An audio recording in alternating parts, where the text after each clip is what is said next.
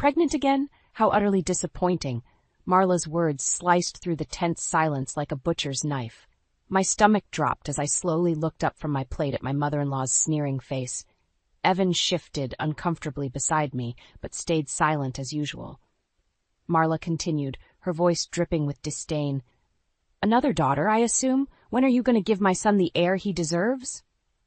I felt the blood drain from my face as the weight of her words slammed into me.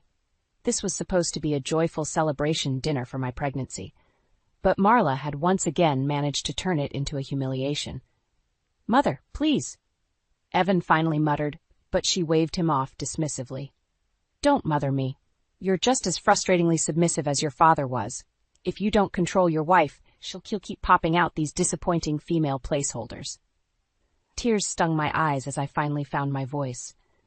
Zoe is not a placeholder. She's our beloved daughter, and this pregnancy is still early. We don't know the sex yet. Oh, spare me. Marla rolled her eyes. With your atrocious track record, it's clearly another girl. You're a broodmare failure. The venom in her tone shook me to my core.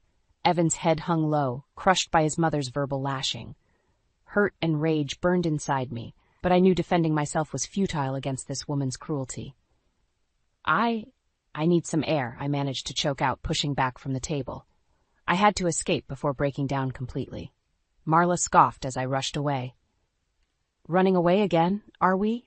Typical. I hurried out to the back patio, gulping in the cool night air as burning tears streaked my cheeks. How could she be so hateful and demeaning toward me? Footsteps approached and I tensed, steeling myself for another barrage of insults. But it was Evan, his face etched with sadness and apologetic. Lena, I'm so sorry, she was completely out of line back there, he said softly, taking my hand. You know how important you and the kids are to me. Don't listen to her vitriol. I pulled my hand away, suddenly angry at his passivity. But I did listen, Evan. For 8 years, I've listened to her constant put-downs and cruelty toward me, toward Zoe. When are you finally going to stand up to your mother? Evan's eyes widened, then quickly averted. You know how she is. She'll never change, he mumbled weakly. I felt something inside me harden at his words. For the first time, I truly saw Evan's inability, or unwillingness, to protect me from his mother's abuse. In that moment, the illusion of our marriage began cracking before my eyes. As I looked into my husband's beaten, submissive stance, I realized with sinking dread that this pattern would never end. Marla's iron grip over him was unbreakable, and I was the perpetual target for her destructive need to dominate.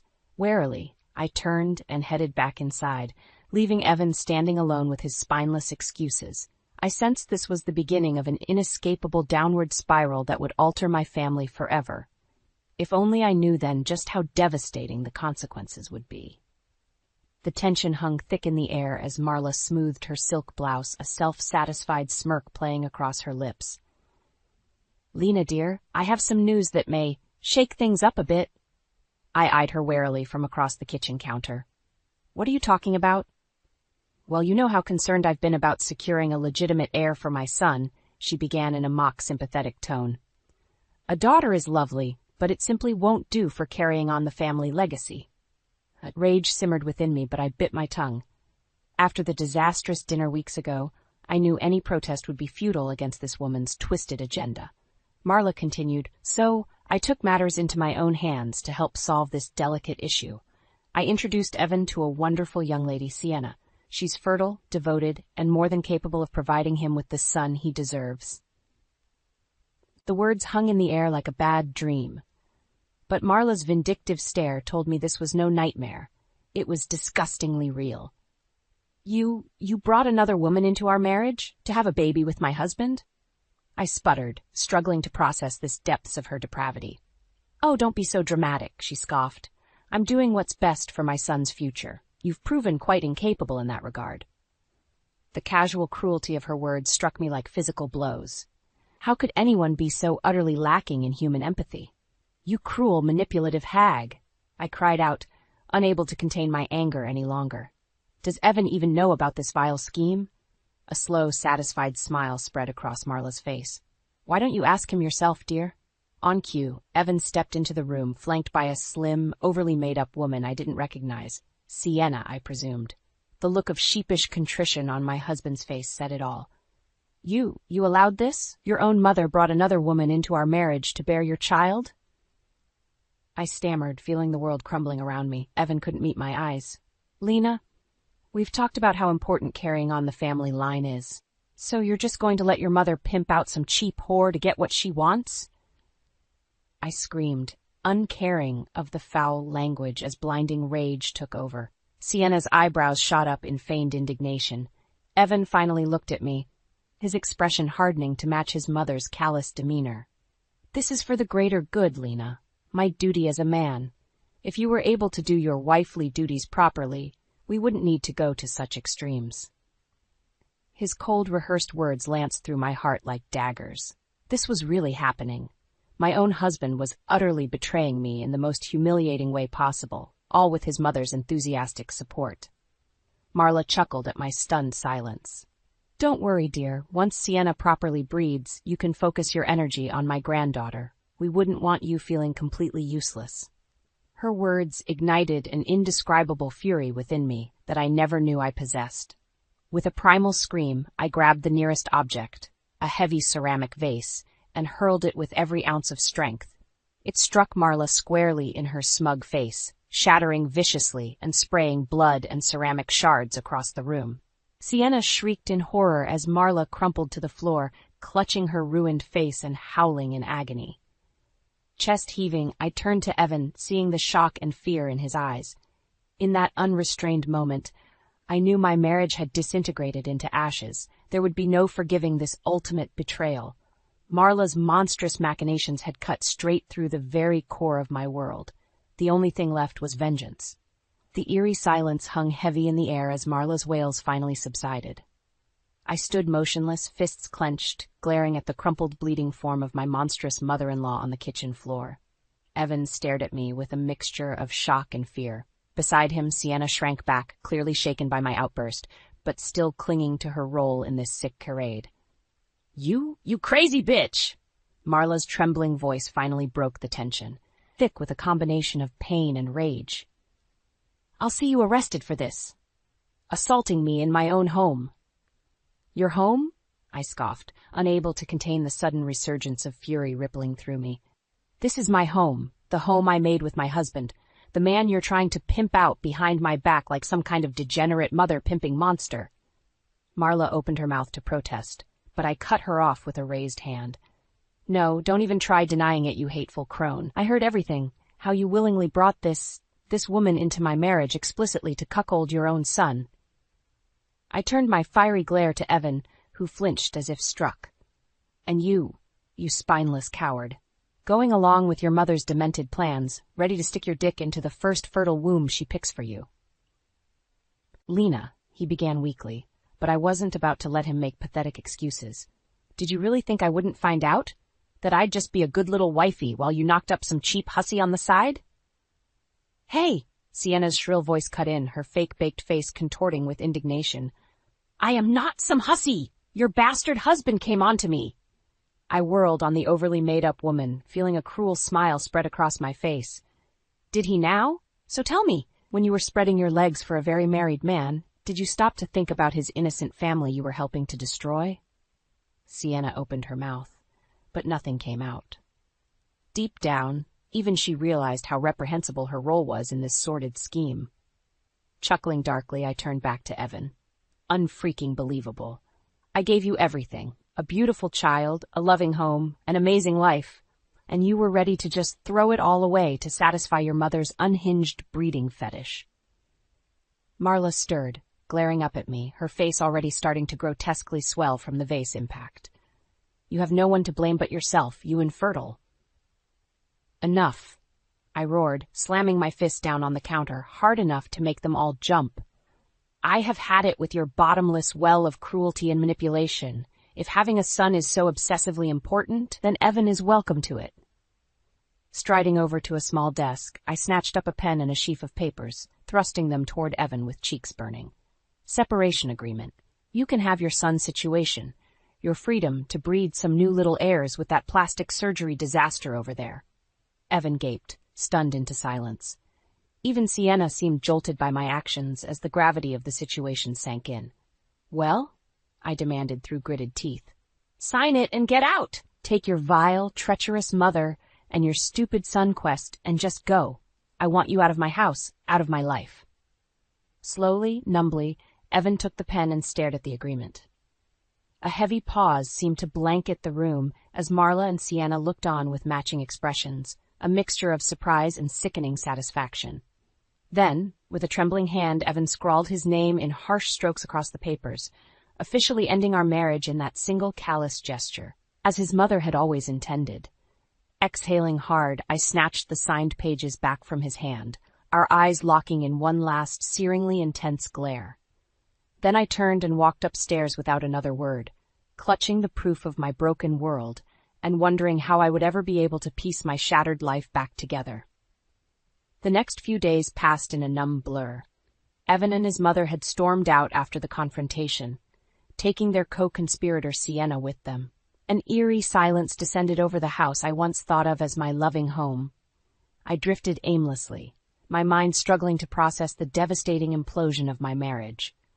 Logically, I knew signing those separation papers was the only recourse after Evan's unforgivable betrayal. And yet, the overwhelming sense of loss threatened to swallow me whole at times. Zoe, our 8-year-old daughter, seemed to pick up on the heavy tension despite my efforts to shield her. She became quieter, clingier, her usual bright exuberance dimming. "Mommy, where did Daddy go?" she asked one evening as we picked at our dinner in silence. I froze, unprepared for the question. Part of me wanted to proclaim the ugly truth, that her father had abandoned us to chase some atavistic need to breed an heir with another woman. But I couldn't bring myself to shatter her innocence so completely. "Daddy had to go away for a little while, honey," I hedged, struggling to keep my voice steady. "Work things." Zoe frowned, clearly picking up on my emotional disquiet. Ever the empath, just like her mother. "Are you sad, Mommy? Did you and Daddy have a fight?" "Something like that, baby," I managed, fighting back the lump swelling in my throat. "But everything will be okay, I promise." The lie tasted like ashes on my tongue, because in that moment there was no way to see how anything could ever be okay again. A sharp knock at the door jolted me from my reverie. Zoe looked up, eyes wide with something like hope. "Is that Daddy?" "Stay here, sweetie," I said quickly, rising to answer the door with trepidation curling in my stomach. But it wasn't Evan on the other side. Instead, a sharply dressed man in an expensive suit stood with a crisp folder in his hands. "Mrs. Redding?" he asked brusquely without preamble. "I'm Mr. Collins, an associate of your husband's." An icy fist gripped my heart as I suddenly sensed where this was headed. The separation had clearly begun the legal fractures. "My firm has prepared these documents for you to review and sign," Mr. Collins continued, all business as he held out the folder. Hesitantly, I accepted the hefty stack of papers, dread settling like a cold stone in my gut. This was really happening, the death knell of my marriage after Evan's sickening betrayal. As I mechanically paged through the legalese, certain phrases jumped out in harsh simplicity. Petition for dissolution of marriage, rendered the covenant irreparably broken, division of assets favoring the male issue-bearing party. I felt the blood drain from my face as awful realization bloomed. This wasn't just a simple divorce agreement. It was Evan and his demonic mother wielding their wealth and influence to strip me of everything, my home, my life, my child, all in cruel pursuit of their deranged male heir vendetta. "You have 48 hours to review and sign these terms, Mrs. Redding," Mr. Collins stated flatly. "After that, my client will pursue more aggressive recourse if you fail to comply." The unmistakable threat laced his words like arsenic. Memories flashed of the unrestrained violence that ran in Marla's virulent veins, the vase, the bloodshed, of her unstoppable quest to destroy any obstacle to the grandchild she craved. My treacherous, spineless husband had clearly thrown in with his vile mother. He would stop at nothing to cut me out of his life completely, all for the unforgivable sin of bearing him a daughter instead of a son. A cold, dead feeling settled over me, the final vestige of our broken marriage crumbling to bitter ash. There would be no more tears, no more desperate pleas or self-delusions. I was truly and utterly alone now, except for my innocent little girl watching in sad confusion from the next room. the pure, bright spirit that was supposed to be my greatest joy. But in that stark moment she became my sole lifeline, my unbreakable reason to endure the coming storm. I turned to Mr. Collins, my jaw rigid. "Tell your client that after 48 hours he can expect to hear from my attorney," I stated in a toneless rasp, "because I'll be damned if I let him take my daughter too." With that, I shut the door in the lawyer's face. Then I turned and pulled a confused Zoe into my arms, holding her tiny form as if she were a life vest in a raging sea. There would be no surrender, no matter how viciously Evan and Marla tried to drown me. For Zoe's sake, I would find a way to stay afloat and make them pay dearly for their twisted sins. The next 48 hours were a blur of grim determination. I knew time was short before Evan and Marla would attempt to strip me of everything I held dear. First, I secured a shark of a divorce attorney, Caroline Weston. Steely, aggressive, and with a reputation for devouring entitled rich husbands like Evan. "This is one of the most blatant, unethical cases of alienation of affection I've ever seen," Caroline stated in a cold fury after I recounted the sordid details. "We're going to crucify this bastard and his Medea of a mother." Her words kindled a flame of hope that I could indeed survive this nightmare with my daughter and some shreds of dignity intact. Next was gathering ammunition. Any proof of Evan's misdeeds that could be leveraged in the coming war. I pored over financial records, discovering his company had been filtering money to an offshore account for years. Embezzlement and tax evasion, potentially criminal behavior if exposed. Perfect leverage. Finally, I arranged for Zoe's temporary relocation while the legal battle raged. My sister Nina, an elementary school teacher, lived 2 states over. I knew she could shelter and care for my sweet girl while I fought in the trenches. When the 48-hour deadline arrived, I was ready, or as ready as I could be. Mr. Collins arrived promptly with the same aloof disdain as before. "I trust you've had ample time to review the terms and come to an amenable decision," he stated flatly. In response, I slid the signed divorce petition across the table, but not the one he provided. The stack of papers bore Caroline Weston's imprimatur, every word thoroughly negotiated for maximum impact. Mr. Collins' eyes flashed with surprise as he scanned the unrecognized document, his brows knitting in disapproval. "This was not the agreement we discussed. My client will need to reevaluate these terms." "These are the terms," I stated coldly. "I refuse to be bullied or stonewalled. Every nefarious act, every awful betrayal has consequences." I slid the thick dossier of financial documentation across the table, watching Mr. Collins's face blanch slightly as he grasped the implications. "Your client's illegal corporate dealings have been rigorously catalogued by very credible forensic accountants," I added with a hint of vindictive satisfaction. "Any attempt to deprive me of my legal marital rights and claim over my daughter will be met with the full public revelation of these damning records." I allowed that threat to hang in the air. Evan's ego and insecurity about his business reputation were thinly veiled weak spots, traits his vile mother had eagerly exploited countless times. Now it was my turn to wield that leverage. Mr. Collins maintained an impressively impassive poker face as he studied the documentation, though a muscle twitched almost imperceptibly in his jaw. Perhaps he was already calculating how hard this battle could hit Evan's pocketbook. "I will present this counteroffer to Mr. Redding in full," he said finally, voice tight, "contingent on these materials remaining discreet for now." "See that you do," I said simply. "The meter is running on flaying his reputation and criminal liability wide open." With a curt nod, Mr. Collins collected the documents and departed, clearly reeling from this unanticipated turn of events. For the first time in a long time, I felt the faintest spark of hope, of reclaiming some portion of my life and dignity from Evan and Marla's grasping claws. But there was still one vital loose end to secure before the war began in earnest. I turned and gathered Zoe into my arms, fighting back fresh tears at her sad, bewildered expression. "Mommy," she said tremulously, "what's happening? I want Daddy to come home." I hushed her gently, stroking her soft hair. "I know, baby, I know, but you have to go stay with Auntie Nina for a little while, okay? For your safety." Zoe's eyes widened slightly, picking up on the undercurrent of tension. But she nodded obediently.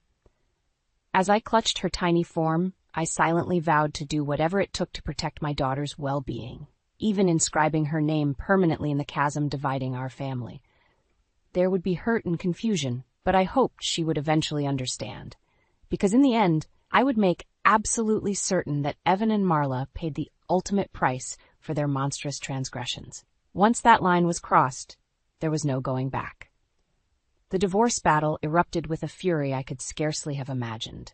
Evan and Marla clearly felt spurned by my refusal to capitulate, and were determined to crush me through overwhelming legal force and intimidation. Caroline proved to be worth every penny, matching their team's viciousness tit for tat. Accusations and exposures flew in both directions as dark secrets were mercilessly excavated. Marla launched a public smear campaign, portraying me as an unfit mother and spouse jealous of Evan's business success. We countered by leaking details of her deranged campaign to cuckold her own son for a male heir. It was a brutal, soul-destroying process.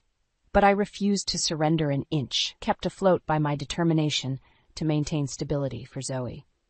Finally, after 6 excruciating months, cooler heads in Evan's camp prevailed in pushing for a negotiated settlement, an end to the scorched earth hostilities before any more radioactive scandals fully combusted. I'll never forget the heavy silence that fell over the sterile conference room as our respective legal teams arrived. Evan entered, shoulders squared but eyes hollowed by the long battle. Then Marla swept in, her face still bearing the faintest scars from the vase incident, twisted into her trademark sneer. I felt a brief thrill of satisfaction that at least I'd managed to mar her unbearably smug exterior. Greetings were dispensed with, having long abandoned such niceties. We came straight to business. My client is prepared to offer a full and impartial distribution of legitimate marital assets, provided certain conditions are met, Caroline stated firmly, including permanent renunciation of custodial claims over the minor child. I could feel Marla's glare burning a hole through me. Sacrificing any claim to Zoe was the heaviest concession, but a necessary one to secure safety and healing. To her credit, Caroline didn't flinch, as well as assurances that the unconventional reproductive circumstances during the marriage remained sealed and undisclosed. A harsh jab at the twisted heir conspiracy, and a not-so-veiled threat about potential criminal repercussions. Evan shifted uncomfortably at the allusion. Marla's scowl deepened. While such terms are highly irregular, their lead counsel replied stiffly, we are amenable to the equity distribution, provided indemnity against future potential actions. A ugly pause lingered. They knew their financial skullduggery had been thoroughly exposed and could jeopardize not just Evan's business, but potential imprisonment. So they had no choice but to negotiate a suppression of the whole sordid truth. The tables had finally turned in my favor. Of course, so long as commitments are adhered to, the matters will remain permanently sealed, Caroline stated, her shark-like smile just a touch too wide. The negotiation continued for hours, splitting immense assets and investments down to the finest decimal point. But in the end, we hammered out an agreement, secured by both sides the mutual sustaining silence.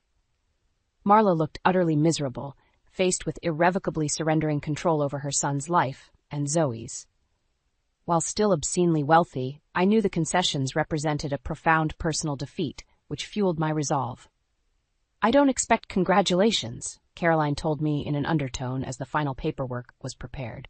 This whole situation is equal parts sickening and infuriating, but you stood your ground and secured the best path for your daughter's well-being. I could only nod numbly, my strength finally waning after the marathon ordeal. There was no jubilation or catharsis, only the cold satisfaction of having survived this battle, of inflicting some semblance of consequences on Evan and Marla for their grotesque transgressions, and ensuring a future of stability for Zoe. Sliding the notarized agreement across the desk, I met Marla's seething glare one last time. Don't ever set foot near me or my daughter again, you twisted, evil bitch. Too weary even to revel in her impotent sputtering at the insult, I simply stood and walked out, gathering the last remnants of my dignity to forge a path into this new, uncertain life. There was still one final loose end to tie up, and I intended to cut Marla's last thread of delusion with utmost precision. With the divorce settlement finalized and my financial future secured, I could finally turn my focus to rebuilding my life, our life, free from Evan and Marla's toxic orbit. My first priority was reintegrating with Zoe. The poor girl had been shuttled between relatives for months, kept at a cautious distance from the legal war zone raging between her parents. I could only imagine the confusion and hurt she must have felt. When Nina brought her home that first day, Zoe ran straight into my arms, her little body trembling with soft sobs. My heart shattered anew at her muffled cries. "I missed you so much, Mommy. I was so scared." "Shh, I know, baby," I soothed, fighting my own tears. "I missed you more than you could ever know, but it's okay now. We're going to be okay." She pulled back, her young face still so innocent yet bearing a new heaviness. "Is Daddy ever coming home?" A lump formed in my throat as I studied her deep brown eyes, so much like Evan's. How could I lie, yet also deprive her of hope? "Daddy can't be with us anymore, sweetheart," I managed carefully. "He made some choices that went against what we believe is right." Zoe's brow furrowed in confusion. "Did he do something bad?" "In a way, yes." I sighed, pulling her close again. "But you don't have to worry about any of that now. What matters is you and me and how we move forward from here, okay?" She nodded, seeming to grasp the simplicity of that concept, despite the complexities raging underneath. In that moment, I vowed to preserve her innocence, her trust, in whatever way I could. Over the following weeks, we began to rebuild our little family of two. With Evan's financial settlement, I was able to secure a fresh start, a cozy rental home away from the shattered remnants of our marriage, enroll Zoe in a new school, and realign my career trajectory in marketing communications. Slowly, smiles and warmth began returning to Zoe's youthful exuberance as our new normal solidified, no longer weighed down by that toxic undercurrent of dysfunction surrounding Evan and Marla. The only hiccup came when I received a terse communication from Sienna, Evan's former mistress, the woman he had intended to breed his heir with. "Your pathetic excuse for a husband came crawling back, in case you were wondering," her message read acidly. "But once I got a taste of his true self and that monster-in-law, I wanted no part of that dysfunctional freak show." She included documentation showing the exorbitant settlement she had demanded to preserve her silence and disappear from our lives for good. A final insult to injury, paid from my share of the divorce payout. Rather than anger, I felt only pity for Sienna's sad delusion that she'd been anything more than a dispensable pawn in Evan and Marla's twisted schemes, and I sensed her message held far more impact for them than for me. The ultimate failure and rejection of their disastrous heir-breeding plot. In a strange way, it felt like the last fading embers of that ugliness had finally burnt out completely, freeing me to turn my energy fully toward nurturing and protecting the family I did have, my ethereal bond with Zoe. There were still the occasional flare-ups from Marla's camp, grotesque tantrums lamenting her loss of control and grandchild, but I simply systemized blocking and containing her, preserving peace for Zoe at all costs. A few months after the finalized settlement, I received an awkward, rambling text from Evan out of the blue. "I know I have no right to darken your life any longer. The wreckage left behind is entirely my shame to bear. But I hope one day Zoe will understand that, despite everything, I did love her with all my heart." The words were a hollow echo, a desperate grasp for validation or absolution after his spinelessness shattered our family. I didn't bother responding, focused entirely on my new beginning, because that broken man's sad plea for sympathy couldn't reach me any longer. Not in the sanctuary of tranquility and love I had rebuilt around my beautiful daughter. Not when his vile deeds had finally caught up to him, leaving him utterly alone with his unbearable guilt. The years passed with surprising tranquility as I raised Zoe in our new peaceful life. There were moments of struggle and heartache, of course, but they paled in comparison to the constant toxicity that pervaded my marriage to Evan. As she grew into a brilliant, self-assured young woman, I made sure Zoe understood the basic truths of what tore our family apart, at least enough for her to recognize the inherent brokenness in her father and grandmother's value system.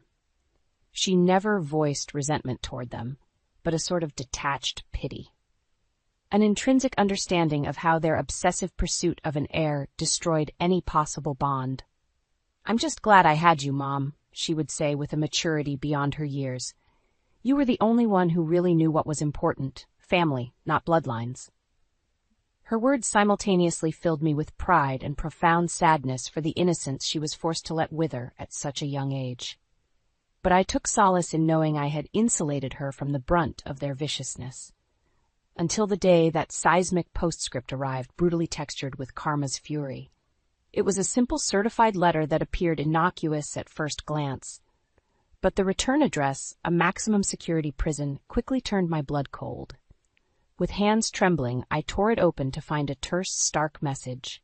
Mrs. Redding, I regret to inform you that your former husband, Evan Redding, has been incarcerated on charges of corporate racketeering, embezzlement, and tax evasion related to his business activities. The legalese continued, but my vision blurred as the full weight landed.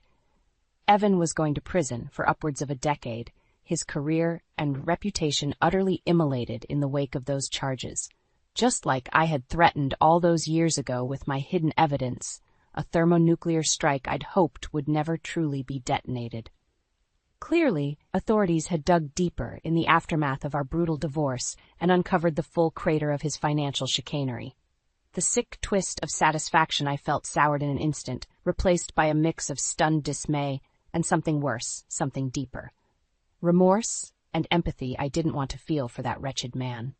Because no matter how unforgivable his actions, no matter how much he deserved punishment, I knew this development would utterly shatter Marla. Her whole world, her whole cancerous obsession for continuing the family empire through a male heir, would finally collapse in on itself with Evan incarcerated. She would be alone, bereft, her manipulative power machinations reduced to ashes at last. I tried to stamp out the small tendril of compassion worming through me, reminding myself of her boundless cruelty, her eagerness to obliterate my own family. Yet it persisted, the ghost of the hopeful young bride I had once been, sickened by the realization that Marla had doomed herself and her deepest desire through her very quest to obtain it. Her worldview had been her undoing. The ramifications, of course, would ripple out in unpredictable waves. What would become of their real estate empire and wealth with Evan behind bars? And more urgently, what about Zoe? I was deep in thought, rereading the letter for any clues, when the front door opened and my now-grown daughter swept in from classes. "Hi, Mom. Did you hear from—" She stopped short, taking in my pale, shaken expression. "Mom, what is it? What's wrong?" Drawing a steadying breath, I wordlessly handed her the letter. Zoe's eyes rapidly scanned the contents, her brows shooting upward in disbelief. "Oh my God, Dad's in prison?" She looked up at me, the shock and hurt palpable despite our long estrangement from Evan. I moved to pull her into a comforting embrace, stroking her hair just like when she was little. "I know, honey, I know. It's a lot to process." She held me tightly for a long moment, and I could sense her whirling thoughts settling like sediment through cloudy waters. Finally, she pulled back, eyes resolute and voice steady. "This doesn't change anything for us, Mom. His mistakes, his crimes, that's on him. We've built a good life beyond his mistakes and grandmother's madness." Zoe squeezed my hands firmly, her warm smile crackling with that resilient spirit inherited from her mother's DNA. Maybe this can be the end of it all, a fresh start, free from his shadow and her poison for good. I gazed at her with swelling pride and love, overcome by the wise perseverance blazing in her youthful eyes. She was right. As the monolithic shockwave propagated outward, Evan behind bars, Marla's world crumbling, we stood together on solid ground, free and unshaken. Perhaps this was the final cosmic realignment, setting the scales permanently even. Pulling my brave, beautiful daughter close, I felt the manacles of that dark family history begin to shed like snakeskin at last. Evan and Marla had bet everything on lies and power lust, unwittingly burrowing their shared grave. But in their defeat, in their self-ruination, I had conquered. My quiet resilience, my bond of love with Zoe had won the generational war. My only lingering words as their entitled kingdom crumbled to dust were the same ones I had snarled at Marla so many years ago. "Don't ever set foot near me or my daughter again, because this time it would be permanent."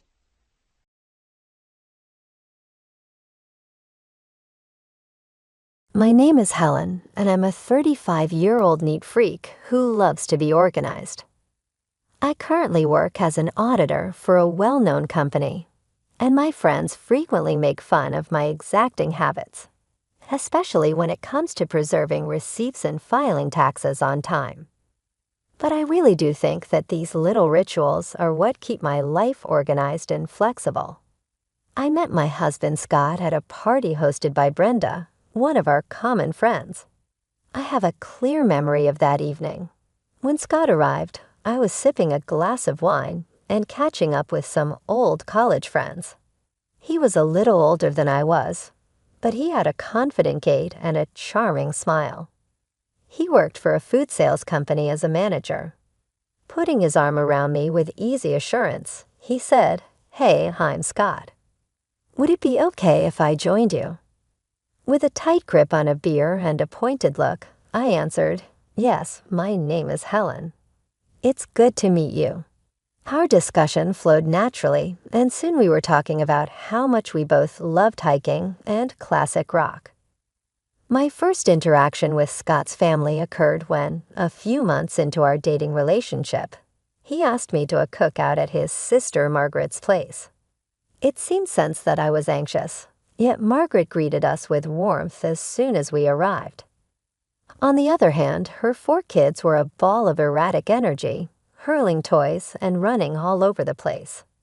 I greeted everyone with a "nice to meet you all," even though I was uncomfortable with the chaos because the youngsters were getting more and more crazy throughout the evening.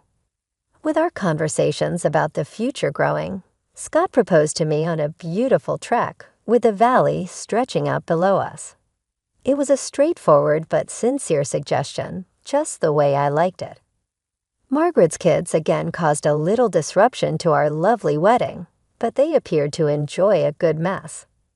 While Scott shrugged it off, enjoying their happiness, I found it difficult to contain my annoyance and decided not to quarrel in order to preserve the good mood of our day. Scott and I chose to move from renting an apartment to buying our own house after getting married. One evening, during a conversation about contributions to the household and money, Scott shocked me by offering to buy me a new automobile to replace my old one. I was surprised and delighted by the thought, excited about the new beginnings in life that Scott and I would share. "Yeah, it's about time you had something dependable," Scott remarked, grinning broadly and obviously eager to get started. Our search for a home began right away, and a few weeks later, we came across an incredible home. We both felt that, despite its high cost, it was the ideal choice for us. Even though moving in was crazy, I was excited to start decorating our new home. I spent several hours selecting elegant, high-quality equipment and furniture. Scott surprised me with a brand-new, shining automobile on Saturday. I hugged him firmly, overjoyed. "This is amazing, Scott." "Many thanks for it." I let out a cry. With a simple smile, he said, "Helen, you're welcome. You are deserving of it." At the beginning, everything seemed ideal as we got situated into our new house. We both loved our careers and looked forward to coming home to our comfortable, well-decorated home. However, as time went on, minor things began to irk me. I used to find Scott's laid-back style charming, but these days I found it annoying, especially when it came to housework. "Scott, can you help with the dishes tonight?" One evening after supper, I inquired. "I had a long day," he replied, casting a weary gaze on me. "Could we not complete them tomorrow?"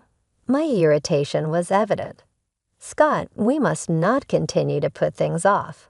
We must keep our home tidy, even though I'm exhausted too," I urged. He nodded reluctantly and rose from the couch. A few months into our marriage, I grew anxious because I was having trouble getting pregnant. It stressed me out significantly.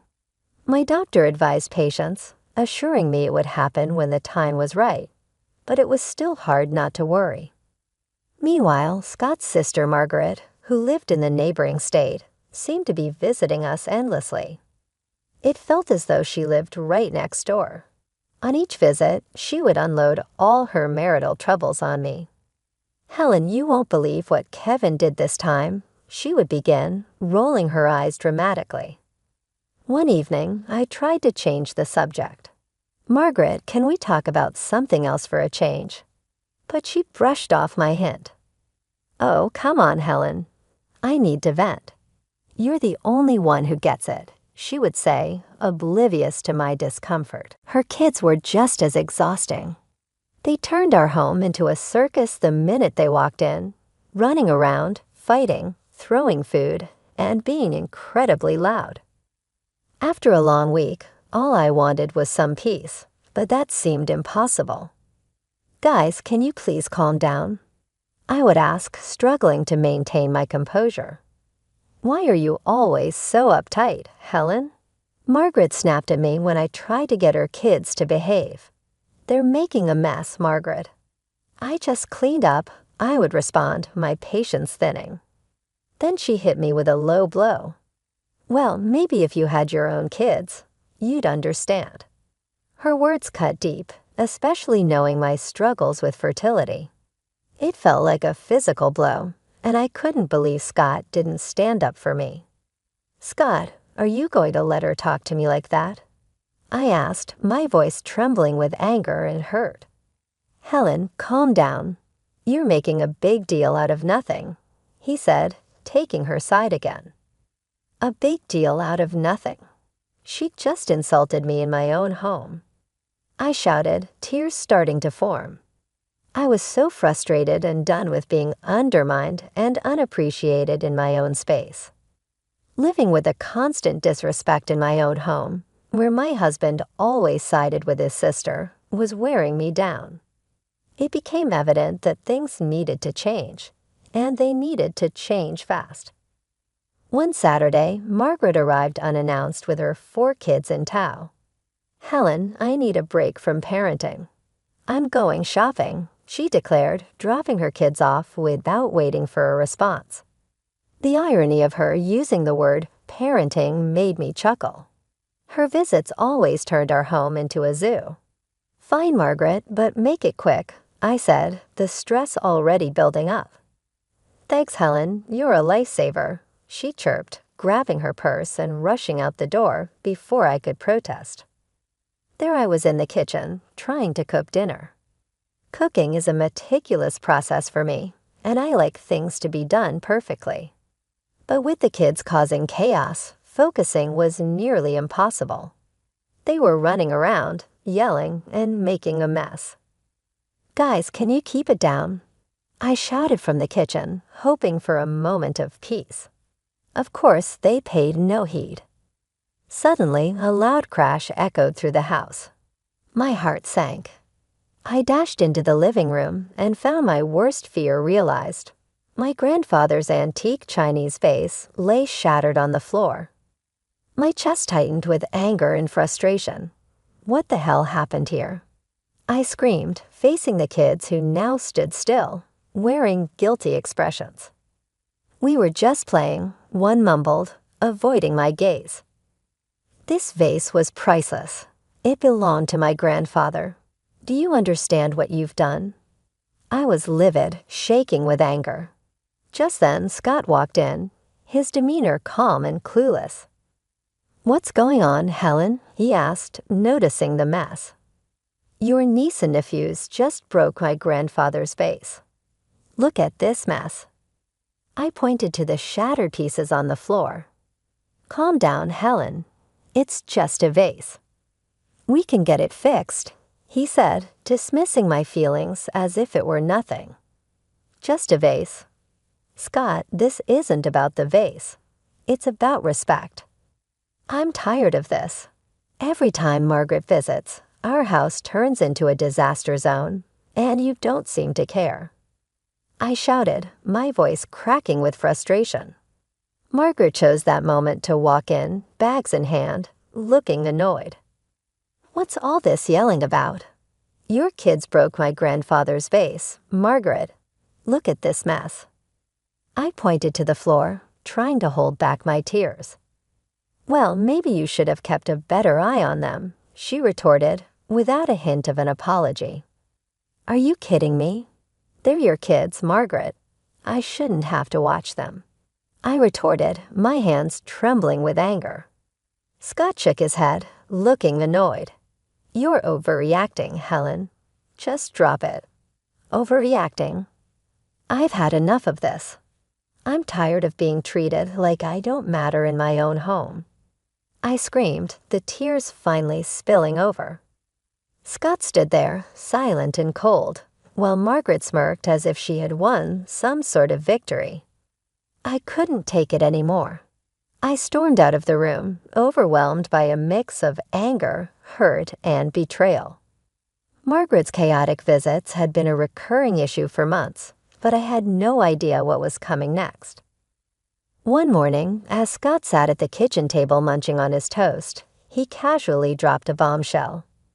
I need to tell you something. Margaret's getting divorced, and she's moving in with us with the kids for a few months.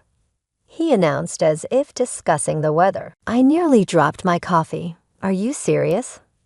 Our house is already a madhouse. Handling their chaos for a day is one thing, but living with it for months. That's entirely different, I pointed out, feeling overwhelmed by the thought. Scott looked at me earnestly. She's my sister, Helen. She needs our help. You need to be more understanding. Understanding, Scott? I've been extremely patient, but this is just too much.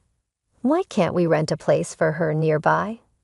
I'll even pay for the first month's rent, I suggested, trying to find a middle ground while keeping my composure. No, she'll be better off here. Plus, you can help with the kids and keep things clean. He responded as if the arrangement couldn't be more obvious. I'm not a babysitter, Scott. I work full-time too, and I need my downtime when I get home, I retorted, my frustration peaking. Stop being so selfish, Helen. It's family. They need us, he snapped, his tone growing sharp. I'm not being selfish. I'm looking for a reasonable compromise. I won't let my life be completely disrupted, I countered, my anger rising. Well, they're coming tomorrow evening, so you better get used to the idea, Scott said abruptly, standing up and leaving the kitchen. I was stunned. I felt blindsided and betrayed. The next morning, still upset from our argument, I dressed for work and went to grab my car keys, but they were missing. When I called Scott, his tone was too calm. I took the car. It's mine, remember. I'm giving it to Margaret so she can use it for the kids, he informed me nonchalantly. You're giving my car to Margaret? Are you serious right now? I managed to say, shocked. It's not your car, Helen. I paid for it, and she needs it more than you do, he said matter-of-factly. That was the last straw. You've taken everything from me, and I'm done, I said, my voice trembling with resolve. What are you talking about? Don't be dramatic, Helen, he replied, missing the gravity of the situation. I hung up, feeling like I was trapped in a nightmare. How had things deteriorated so badly? I called a moving company immediately. Hi, I need a team to move some furniture and appliances today. It's urgent. The movers arrived a few hours later. I directed them around the house, pointing out what to take: the beds, sofas, chandeliers, and even the faucets in the bathroom. Watching them remove each item, I felt a peculiar sense of relief. Everything goes to my mom's house. Thanks for the quick work, guys, I told them, handing over a tip. With the house now empty, I gathered my essentials and drove to my mom's place. Later that day, my phone buzzed relentlessly with calls from Scott, which I ignored, feeling a mix of anxiety and empowerment. That evening, a loud knock rattled the door. I opened it to find Scott furious. What the hell, Helen? What did you do? He shouted as he stormed into the living room. I took my stuff, Scott. You took the car, so I took what I bought, I replied calmly. This is insane. You've stripped the house bare. Where are Margaret and the kids supposed to sleep? he yelled, his face flushed with anger. "That's your problem, Scott. You made this mess. Now you deal with it," I said, folding my arms. "You're a thief, Helen. You stole everything," he accused, waving his arms frantically. "I didn't steal anything. Here are the receipts," I responded, pulling out a folder and showing him proof of purchase for all the furniture and appliances. He flipped through the receipts, his anger turning to frustration. "Fine, Helen. If this is how you want to play it, I'll file for divorce," Scott said bitterly. I took a deep breath and handed him a stack of papers. "Already done. Here are the divorce papers, and we're done," I stated, his face turning pale as he stared at the divorce papers. "You're serious about this, aren't you?" "Dead serious, Scott." "I deserve better than this," I replied, a strange sense of calm settling over me. Without another word, he took a pen from his pocket, signed the papers, and handed them back to me. "Fine, Helen. Have it your way." I watched him walk out of my mom's house, the door slamming shut behind him. I stood there for a moment, feeling a mix of relief and sadness. It was over, and deep down, I knew it was the right decision. That night, I sat down with my mom and recounted everything that had happened. She listened, her presence comforting, and when I finished, she nodded in agreement that I had made the right choice. "Helen, you've been through so much. It's time you focused on yourself and your happiness," she said, hugging me. "Thanks, Mom. I just need some time to figure things out," I replied, feeling as though a weight had been lifted off my shoulders. In the days that followed, I began to settle into a new routine. I started organizing my space at my mom's house and thinking about my next steps. It was a fresh start, and for the first time in a long time, I felt hopeful about the future. I knew the road ahead wouldn't be easy, but I was ready to face it head-on. I had reclaimed my life, and there was no turning back. After the divorce, Scott and I sold our house and split the proceeds. I decided it was time to find a place of my own. While my mom's house was a great temporary sanctuary, I needed my own space. One afternoon, while sitting in the kitchen with my mom, I scrolled through apartment listings on my laptop. "Mom, I think I found a place that looks perfect.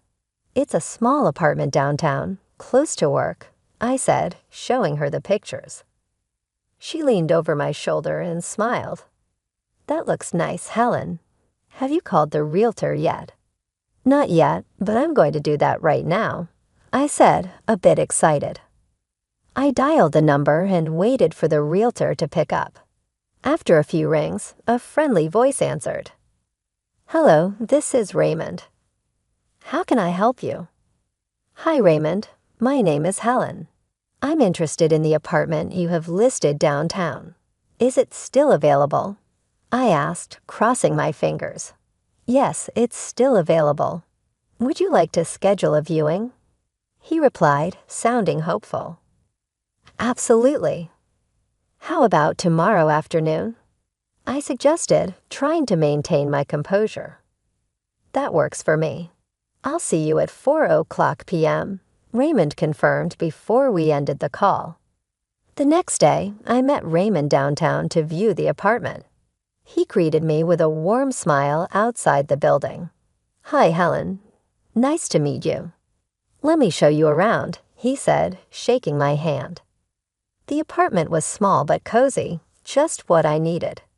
It featured a nice kitchen, a spacious living room, and a small balcony with a decent view of the city. "This place is perfect, Raymond." "I'll take it," I declared, a sense of relief washing over me. After signing the lease agreement and receiving the keys, I started planning my move. I wanted to make this new space truly my own, a fresh start. I spent the next few days packing up at my mom's house and arranged for movers to handle the larger items.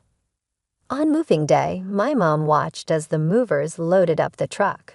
She hugged me tightly, her eyes moist but her smile proud. You're doing the right thing, Helen. I'm proud of you, she said. Thanks, Mom.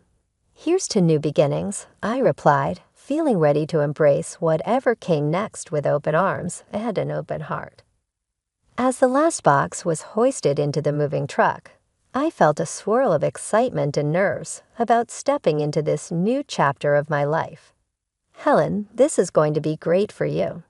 A fresh start is just what you need, my mom said, wrapping me in a comforting hug.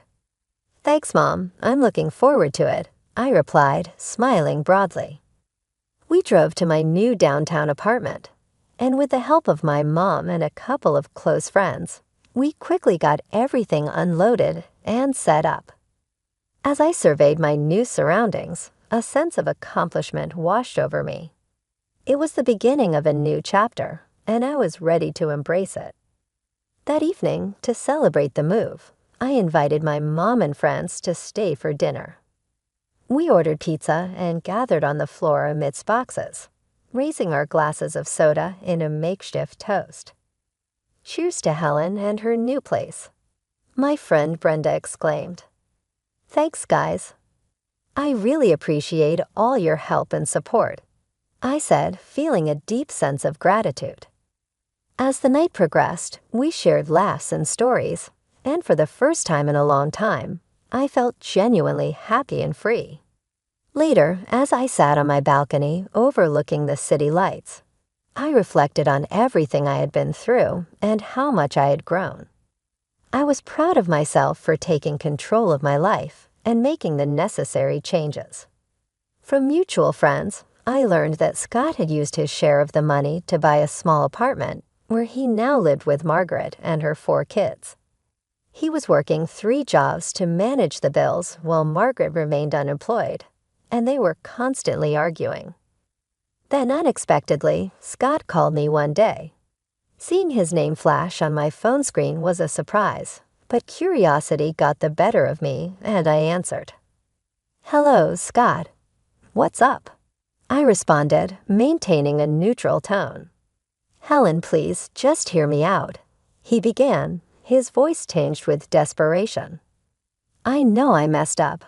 I'm so sorry for everything.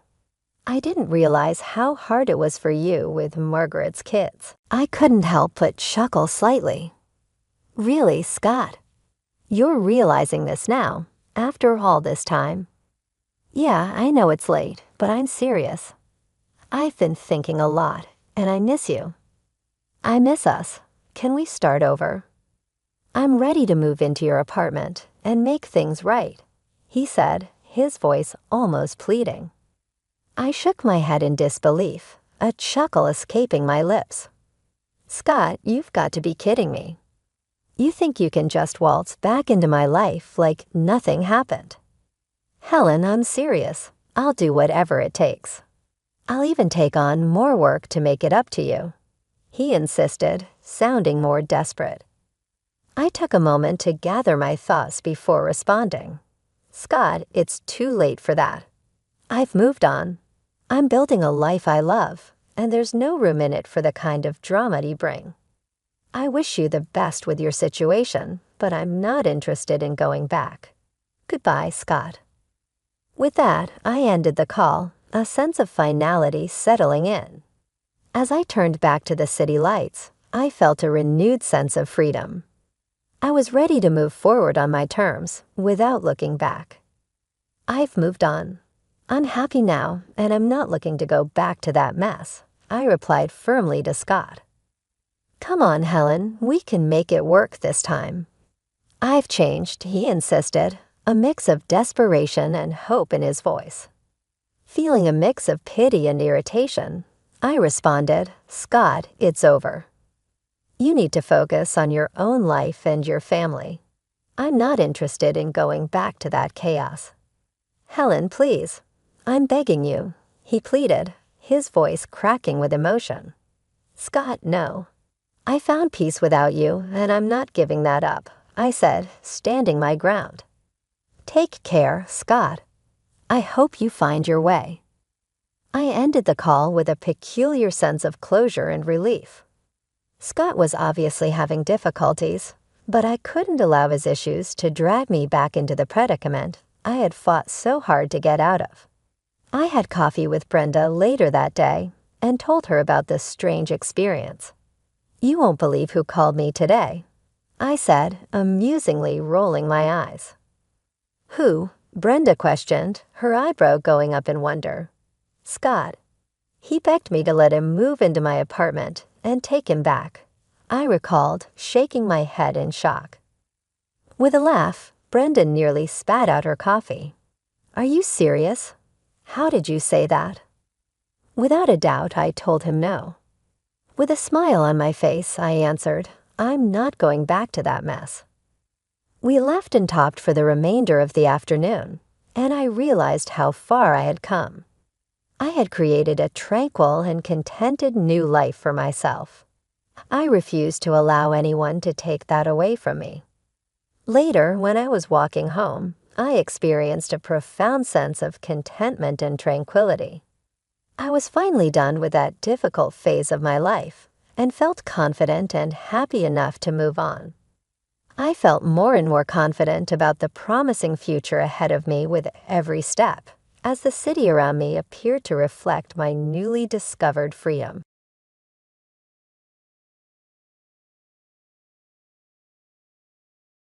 I'm Polly, a 38-year-old novelist who loves to write mysteries and leads the kind of life that many people only dream of. My books have devoted readers, and writing helps me provide for my family. Stephen, our 9-year-old son, and I have been married to Peter for 10 years. Peter worked when we first got married, but as my career took off, he left his job. He hasn't done anything for the past few years, usually spending his days playing pachinko. I recently learned of something unsettling. Peter has been dishonest, using my credit card to lavishly buy designer goods on someone else. For the sake of our son, I've tolerated his behavior, but I've had enough. It's time for a change. I can no longer wait. This shift was brought about by the most unlikely person, someone I never would have imagined coming to my support, stepping in to assist me. I saw Peter one day dressed absolutely out of character in a suit, which was unusual for him. I asked him about it, curious. He told me he was off to a job interview after initially appearing surprised. "It's time I started working again," he replied. I wanted to believe him, that at last he was considering how he could better himself for the future of our family. I wished him well and went back to work, realizing I had a deadline approaching. The hours passed, and Peter didn't come back until 2 in the morning. I realized at that moment that I couldn't let things stay the same because of the late hour and the enigmatic job interview, which left me with more questions than answers. For the sake of my future and that of our son, it was time to face the facts of our circumstances and make some difficult choices. Peter shambled in the door that evening, his breath heavy with perfume and vodka. Tired, or was he simply being irresponsible? He fell back on the living room sofa, his smartphone falling out of his palm but staying unlocked. I couldn't help but give in to my curiosity and suspicions. I grabbed his phone and quickly looked at it. Unquestionable evidence that my husband was having an extramarital affair with my best friend Nancy was what I discovered there, and it shocked me to my core. Only hours before, they'd been at an upscale restaurant with a stunning view of the night sky. It seemed like a bodily blow to be betrayed. How could I be subjected to this abuse by both Nancy and Peter, who were married? I suppressed my tears since I didn't want to wake Peter. I silently copied the damning pictures and texts to my phone. I had to gather myself and carefully consider what to do next. As if nothing had happened, I questioned Peter about his night the next morning. "Peter, let's talk about yesterday. Despite your claim to have had an interview, you arrived home somewhat late. What took place?" His eyes darted away, giving off an uneasy vibe as he searched for an explanation. "I ran into a friend after the interview, and we went out for drinks. he stated. He denied it when I questioned him about the identity of the acquaintance. Catherine, just some dude. I mean, do I really need to explain everything? I get my frustration back and said nothing. His avoidance not only strengthened my resolve to deal with the problem as dignifiedly and strategically as possible, but it also reinforced my worst assumptions. It has been a month since that discovery, and Peter's treachery still carries a heavy burden. Since I know that confronting him could permanently damage our family, I haven't done so yet. If it were just me, I would have already shown him the proof and asked for a divorce.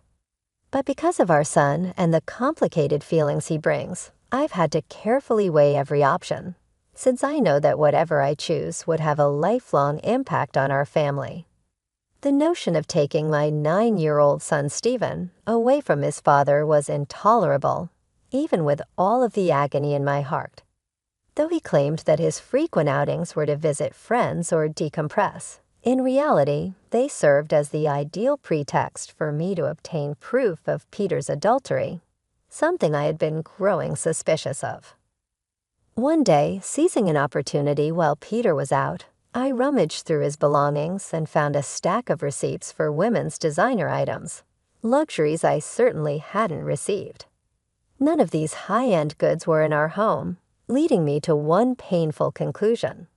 Peter was lavishing these expensive gifts on Nancy, my so-called best friend. But the mystery deepened.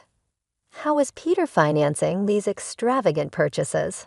He hadn't worked in years and was living off the modest allowance I gave him from my earnings. Concerned and needing answers, I devised a plan to follow him.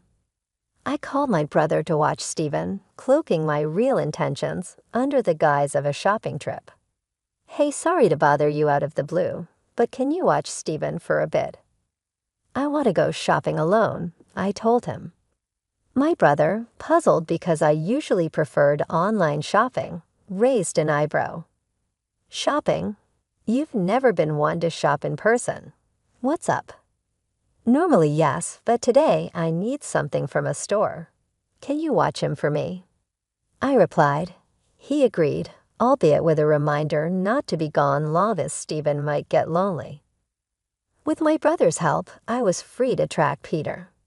I spotted him downtown, arm in arm with Nancy, strolling into a high-end designer store with unsettling familiarity. Watching them together, a mix of hurt and anger surged through me. As they approached the cashier, I saw something that truly shocked me. Peter was paying with a credit card. My heart sank as I realized it was my secondary credit card, the one I usually left in an unattended drawer at home. Peter had taken it without my knowledge. The betrayal was deeper and more complex than I had imagined. Witnessing it firsthand was painful, but armed me with the undeniable proof I needed. Now I had to decide what to do next, knowing that whatever steps I took would impact not just my life, but Stephen's as well. Over the past few months, while I was making significant purchases for my home office, including monitors, keyboards, and new furniture, I hadn't realized that Peter was exploiting this flurry of activity to cover his deceitful expenditures. Both our credit cards were linked to the same bank account, and amidst my hectic schedule, I hadn't scrutinized the statements closely enough. This oversight now haunted me as it became painfully clear. Not only was Peter unfaithful, but he was also misusing my funds to shower gifts on his mistress. Any remaining fondness I felt for my husband evaporated in the wake of this revelation. Although part of me blamed myself for not noticing earlier, I found it impossible to forgive his betrayal. I managed to snap some clear photos of Peter and Nancy together and headed home, my mind boiling with anger. In the following days, my thoughts turned to revenge. I frequently checked Peter's usual computer, knowing he left it unlocked and easily accessible when he wasn't around. Digging into his communications with Nancy, I soon discovered their plans for a romantic getaway to Kagoshima over the upcoming long weekend. a 5-day escape that seemed tailor-made for my plans of retribution. However, I faced a significant dilemma: ensuring my son Stephen remained shielded from the ugly truth about his father's actions. I reached out to my brother again, hoping he could help by looking after Stephen. "Hey bro, sorry to bother you again, but could you watch Stephen for me during the upcoming long weekend?" His response, though supportive, carried a hint of concern. "You mean for all 5 days?" he asked, sounding surprised. Before I could reply, he added firmly, "Catherine, stop trying to handle everything on your own. Peter's cheating on you, isn't he?" I was taken aback by his directness. "How did you know?" I asked, my voice a mixture of shock and curiosity. "I heard it from Stephen," he revealed. Hearing my son's name in this context was a jolt. Despite his young age, Stephen had sensed something was amiss with his father. This complicated things further, as it meant Stephen was more aware of the situation than I had hoped. Now I had to navigate not only my response to Peter's betrayal, but also how to protect my son from the emotional fallout. I hadn't realized how much Peter's actions were affecting Stephen until my brother pointed it out. Despite my efforts to shield him, Stephen had picked up on the tension and pain in our household. As I was grappling with these revelations, Stephen, having overheard our conversation, came into the room. "Mom, it's okay. I'm on your side," he said with a clarity that belied his young age. "Are you sure, Stephen?" I asked, touched by his understanding and support. "I don't want anyone who makes Mom sad." "As long as I have you, I'm okay," he replied confidently. "Thank you, Stephen." "And thank you too, bro," I expressed, feeling a surge of gratitude for their support. Bolstered by the encouragement of my son and brother, I resolved to take decisive action against Peter's betrayal. We began planning our move to a new home to coincide with Peter's planned getaway with his mistress. With my brother's assistance, we discreetly packed our belongings whenever Peter was out. The night before the long weekend, as Peter buzzed with excitement for his upcoming trip, I decided it was time to confront him and perhaps give him one last chance to explain himself. "Peter, what's with the suitcase? Why are you packing?" I inquired as he shuffled things around. "Oh, this? I'm going on a trip with a friend starting tomorrow," he answered nonchalantly. "A trip? Did you mention anything about that?" "It seems like a last-minute decision," I probed, hinting at my knowledge of his misuse of the allowance I gave him. My husband's annoyance was palpable as he tried to dismiss my questions. "Don't talk to me about it anymore, Catherine," he snapped. I lowered my voice, pressing him further. "Are you going on this trip with just a friend?" My tone caused him to flinch, his shoulders tensing as he realized the depth of my awareness. His reaction confirmed my suspicions, and I knew what I had to do next for myself and Stephen. Despite his obvious deceit, Peter tried to dismiss my concerns with a lie. "You've been nagging me a lot lately, Catherine," he said, trying to justify his secretive plans as a mere trip with a friend. "Have a good time," I retorted, my voice heavy with sarcasm. "Yeah, I'm excited for our new home," I said as I left the room. Deep down, if Peter had been honest with me, I might have considered resolving our issues more amicably, perhaps negotiating some alimony and child support even despite his infidelity. After all, there was a time when he was my pillar, supporting me when my novel struggled to find readers. I didn't want to hold on to hatred or resentment towards him.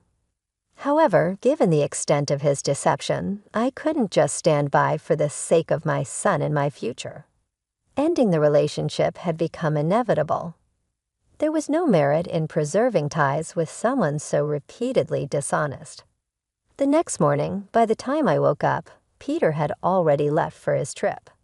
I checked the drawer immediately and, unsurprisingly, found my credit card missing. I promptly called the credit card company, reported the card as lost, and blocked any further transactions. As I was handling these logistics, my son Stephen woke up and greeted me with a bright smile. "Mom, today's the day, right?" he asked eagerly. "Huh?" I was momentarily confused. "We're moving to our new home today, right?" His eyes were alight with excitement. "That's right, Stephen. I've canceled the credit card, and now it's time for us to move on to our new home," I confirmed, feeling a mix of relief and anticipation. "Yeah, I'm excited for our new home," he exclaimed. With my brother's invaluable assistance, our move went smoothly. As we settled into our new environment, the sense of a fresh start was empowering. Stephen's enthusiasm and resilience reminded me that no matter how challenging the circumstances, a new beginning was not just possible, but also filled with potential. As we settled into our new home, I felt a sense of renewal wash over Stephen and me.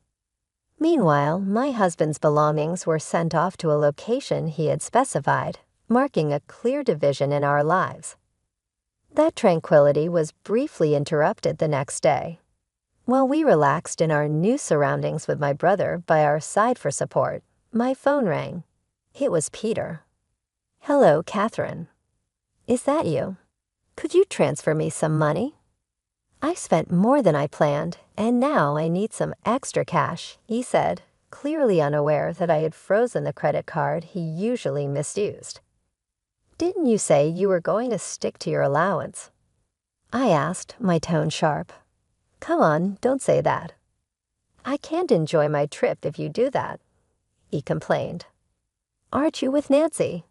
I retorted, cutting straight to the heart of the matter. Peter seemed taken aback. "What are you talking about? Who's Nancy? What's going on with the card?" "It's pointless to play dumb."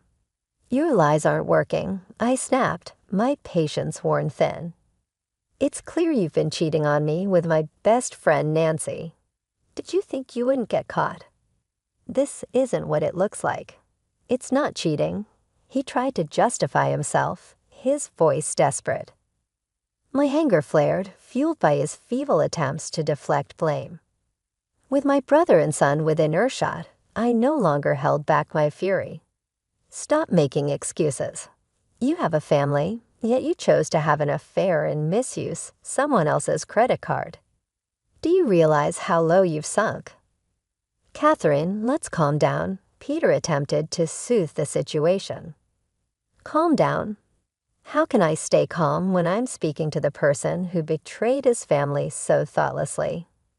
My voice rose, an outpouring of emotions I had contained for far too long. The call ended with those unsparing words, leaving a heavy silence in the room. My brother placed a reassuring hand on my shoulder, and Stephen looked up at me, his young face a mixture of confusion and concern.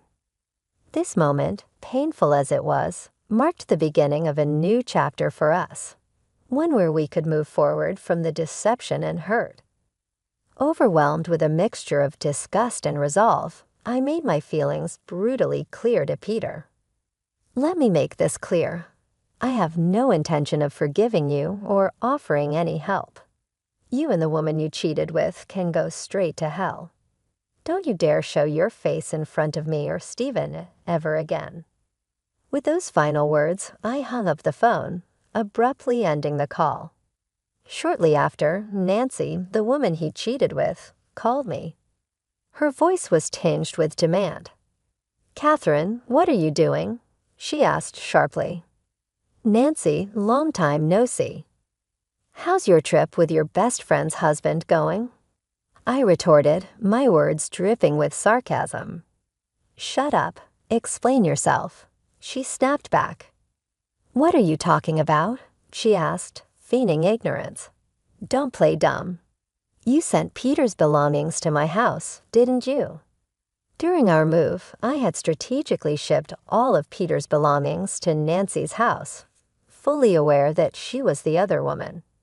Since Nancy was married, her husband was bound to be at home when the delivery arrived. I had included a detailed letter explaining the situation, ensuring that her husband would understand the full extent of our spouse's betrayal. As I shouted at Nancy over the phone, barely containing my rage, she blurted out, "Are you serious?" My husband found out, and he's furious. "Isn't that expected? You're having an affair even though you're married. My supposed best friend did such a disgraceful thing. You're the worst.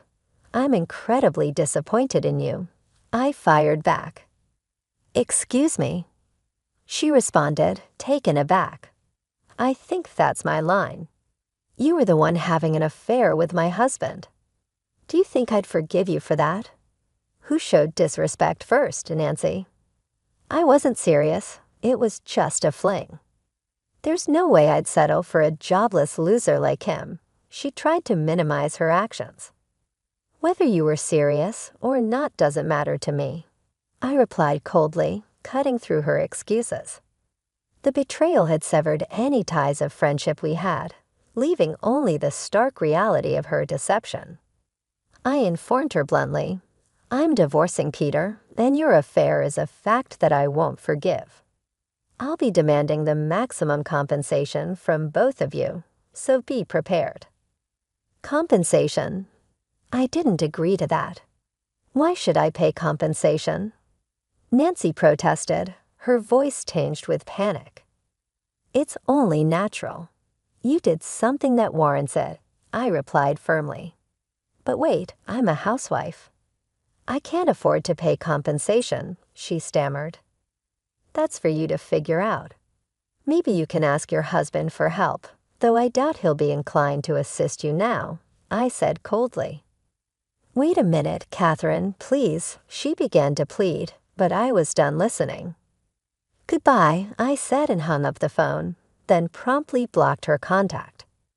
I moved forward with the divorce proceedings through a lawyer, demanding compensation not just from my ex-husband Peter, but also from Nancy. I sought child support and reimbursement for the funds Peter had frivolously spent on my credit card. Nancy's spouse served her with divorce papers, as she was now facing debt from the compensation payments. Eventually, I've heard, they had to force her to leave their house. She tried to depend on her family, but that didn't work out, so she had to start working nights to make ends meet. Peter's relationship quickly collapsed as a result of his desire to rely on Nancy and his subsequent accusation of being the cause of it. After they split up, he had a protracted unemployed period and had to work many part-time jobs to make ends meet. I am ready to pursue the court order if he ever defaults on the child support or restitution. Stephen and I, meanwhile, are thriving in our new surroundings. He is maturing rapidly, flourishing in a loving household free from the pain of the past. My main goal is to keep giving him a loving environment and protect him from any more emotional upheaval.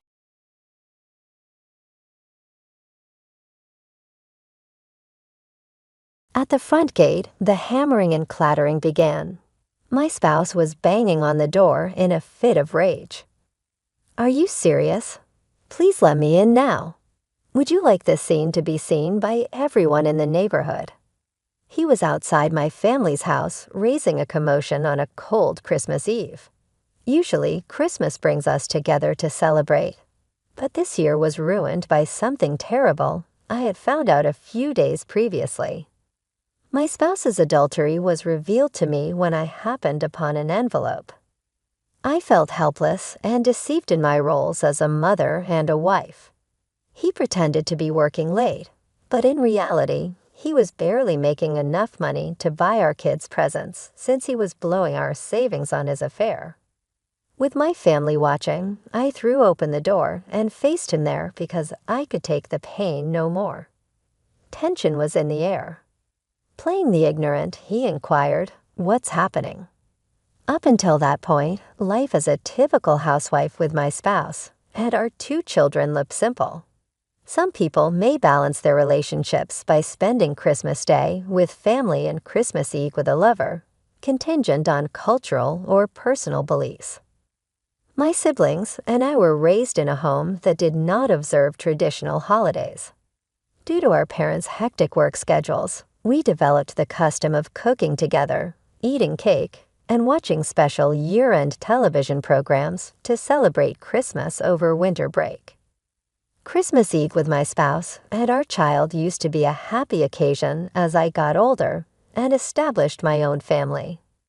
But as the years went by, our relationship's core changed from being romantic to being more family-oriented. Christmas Eve progressively shifted from being about us to being about making sure our kids were happy.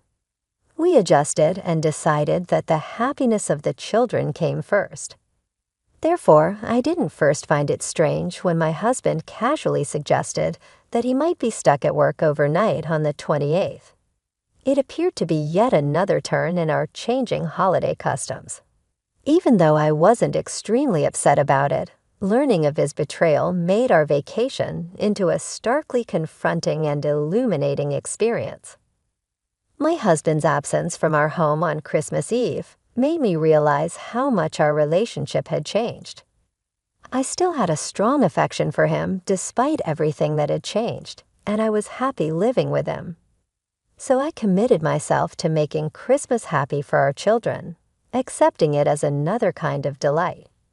Is this all the money we have this month for living expenses? Has there been an issue with your paycheck? Trying not to sound too critical, I asked. Expenses always appeared to rise as the year came to a finish. And with Christmas quickly approaching, I was hoping we could make some additional financial room. My spouse had set aside a significantly smaller amount of money than normal for living expenses, which shocked me. I nudged him to see if there was any way I could handle this. I would possess items, I murmured. There are one-time expenditures for the new year, as well as work-related expenses. Do you think I like having to make such drastic cuts?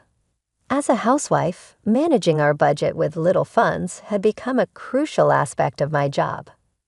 Visibly stressed, my husband steered clear of the conversation. You're correct. I apologize. I'll try my hardest, but keep in mind that Christmas is almost here, and the kids are excited about their gifts. For their benefit, let's make this season unforgettable. I do not want us to be unable to pay for their presents. We typically have a rule in our household that says the children have to give us an explanation for their requests. On the other hand, they can request anything for Christmas and their birthdays. I was determined to make sure we had enough money to fulfill their requests because of their intense devotion to Christmas. Let's exercise a little more restraint in our spending, I proposed. What do you want for Christmas, kids? With a groan, my spouse gathered the children. Dad, I want a picture book about railroads and a cartoon DVD set, too. Which do you consider to be superior? The book, without a doubt. You can share it with your friends, and it will assist you in learning to read. Even better, you could read it to your younger pals. You would make a really nice big boy. Our daughter, looking a little disturbed, added, I really want a new doll set so I can feed it and sleep with it, but my crayons broke recently, and now I can't draw. Crayons would be great, in my opinion. Carol, you have such artistic talent, I said, attempting to strike a compromise between their desires and our financial limitations. We worked through the difficulties of the season together, and these times reflected the basic yet profound rewards of parenthood. Observing my daughter's sketch, I advised her to ask Santa for some better quality crayons than the ones she was using previously. She was eyeing the new set of dolls, though. But what about the dolls? Can't you listen to what I want? Santa only visits good children. Naughty kids who are selfish get nothing, I reassured her. Let's ask for the crayons first.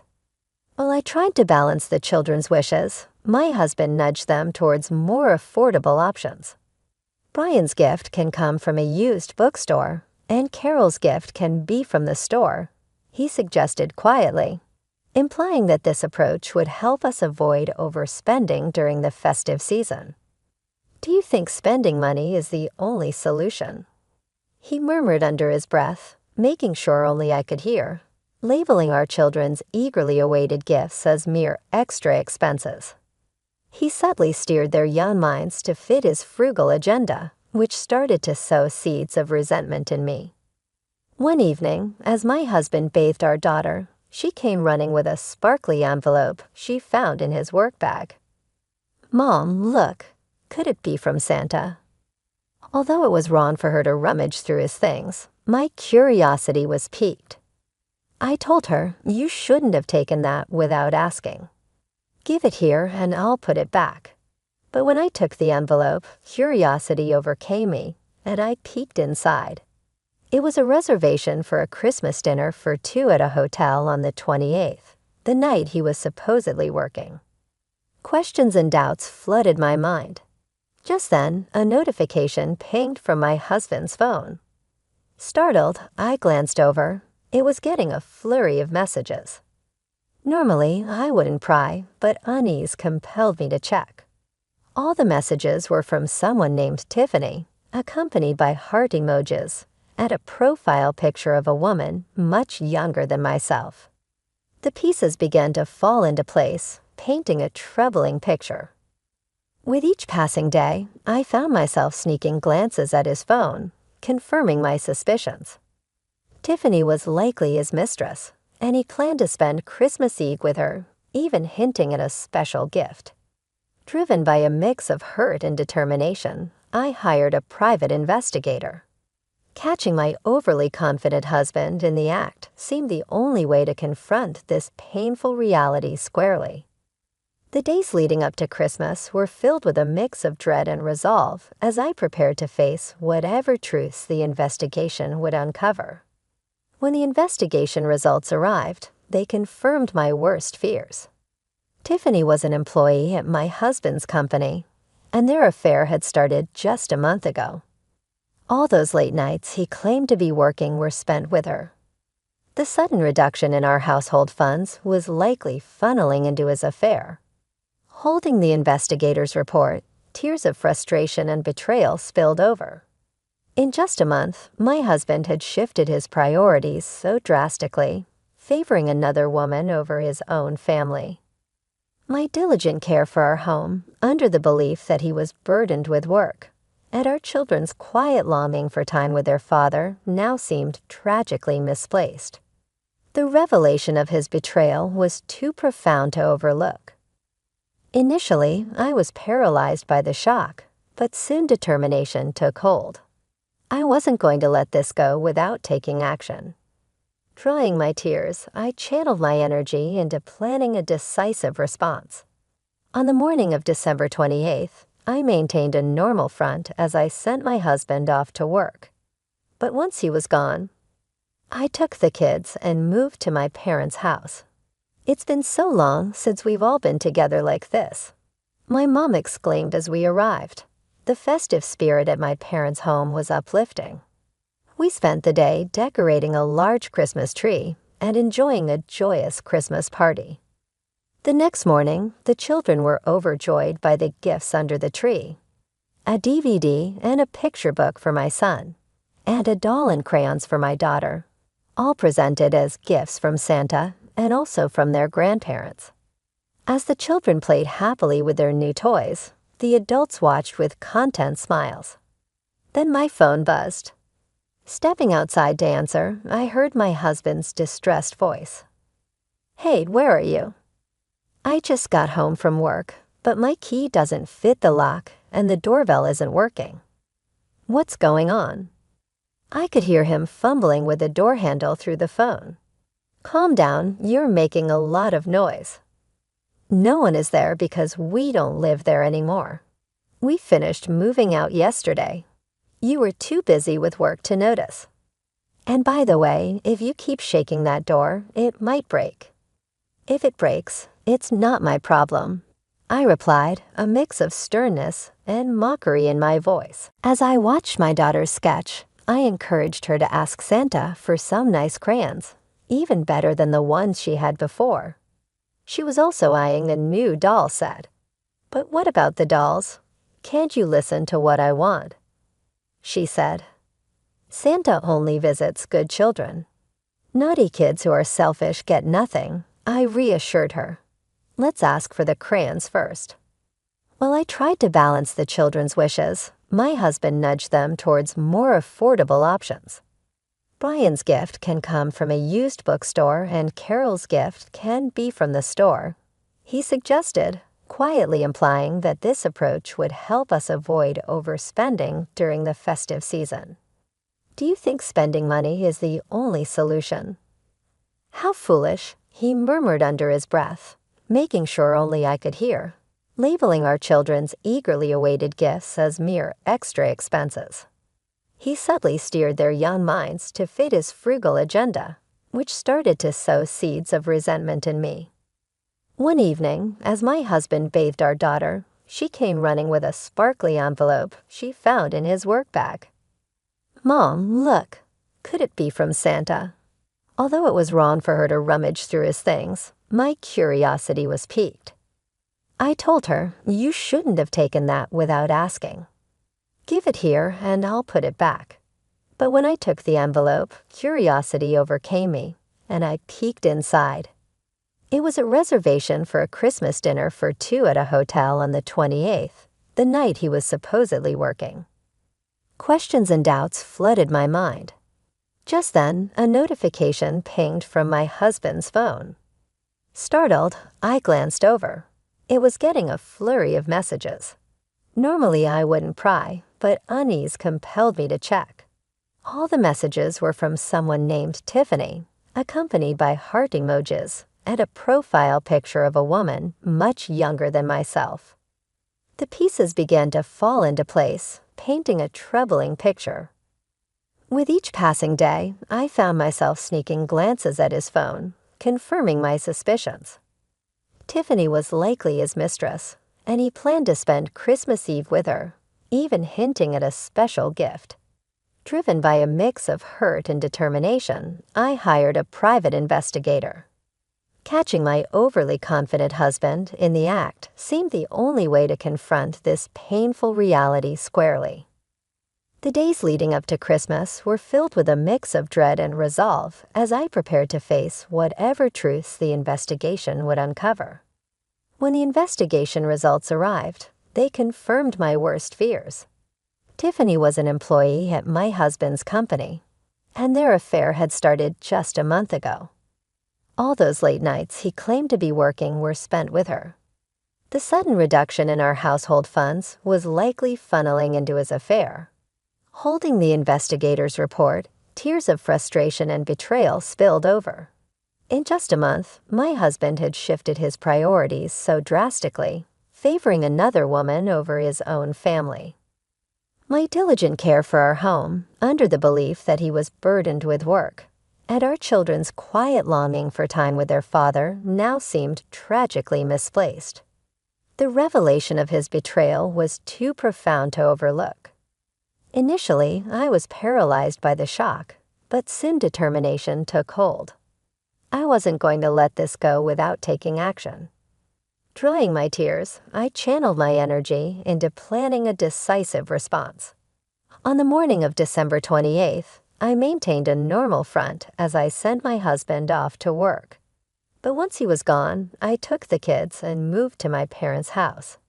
"It's been so long since we've all been together like this," my mom exclaimed as we arrived. The festive spirit at my parents' home was uplifting. We spent the day decorating a large Christmas tree and enjoying a joyous Christmas party. The next morning, the children were overjoyed by the gifts under the tree. A DVD and a picture book for my son, and a doll and crayons for my daughter, all presented as gifts from Santa and also from their grandparents. As the children played happily with their new toys, the adults watched with content smiles. Then my phone buzzed. Stepping outside to answer, I heard my husband's distressed voice. "Hey, where are you?" "I just got home from work, but my key doesn't fit the lock and the doorbell isn't working." "What's going on?" I could hear him fumbling with the door handle through the phone. "Calm down, you're making a lot of noise." No one is there because we don't live there anymore. We finished moving out yesterday. You were too busy with work to notice. And by the way, if you keep shaking that door, it might break. If it breaks, it's not my problem, I replied, a mix of sternness and mockery in my voice. I followed my parents to the front door, bracing for a confrontation. As my father swung the door open, my husband stood there with a defiant smirk on his face. "Long time no see, Dad," he said with a sly grin. But my father's response was icy. "It's not good to see you. Stop pretending we're friends. You're no longer a son to us, just someone who hurt our family," he interrupted sharply. My mother joined in, her tone harsh and unyielding. "Causing a scene at this hour? Do you even know what time it is? It's incredibly rude. The kids have been asleep for hours.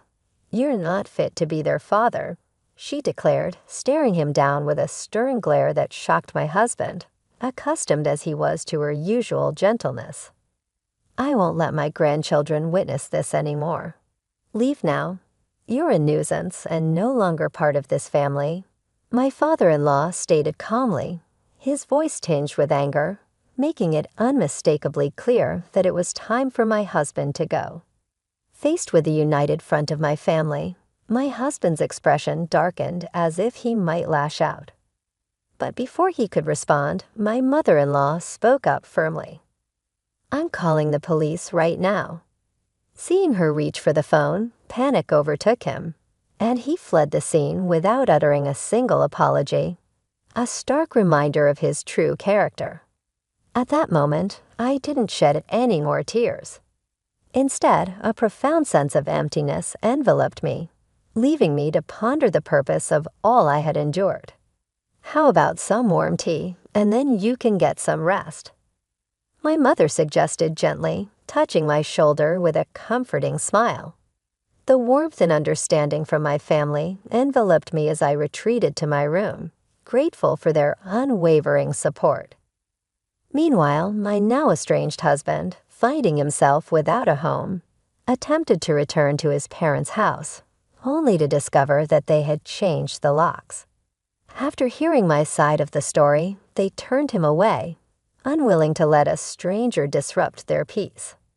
Left out in the cold, my husband finally grasped the gravity of his actions and the weight of his parents' words. Now truly understanding the consequences, he expressed sincere regret and agreed to the terms of our divorce without a legal battle. I had a lawyer prepared just in case, but fortunately, the proceedings concluded smoothly. I began anew in my parents' house, a sanctuary for myself and my children. Here, amidst the challenges of balancing work and parenting, every day brims with purpose, supported by the love and help of my parents. Life is bustling but deeply fulfilling.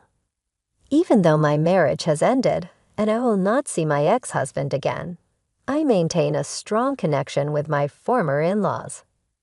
They are wonderful grandparents, offering not just love to my children, but also tremendous support to me.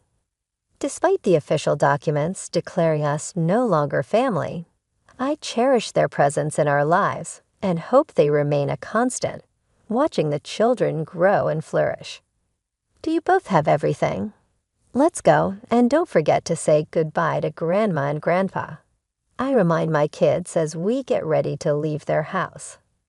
Bye, we call out, and I send a silent prayer for these peaceful, ordinary days to continue indefinitely. I look forward to celebrating next Christmas together, imagining the bright smiles on my children's faces as we gather around, a testament to our resilience and the new bonds we forged. This thought alone adds a lightness to my step, fueling my hope for many joy-filled years ahead.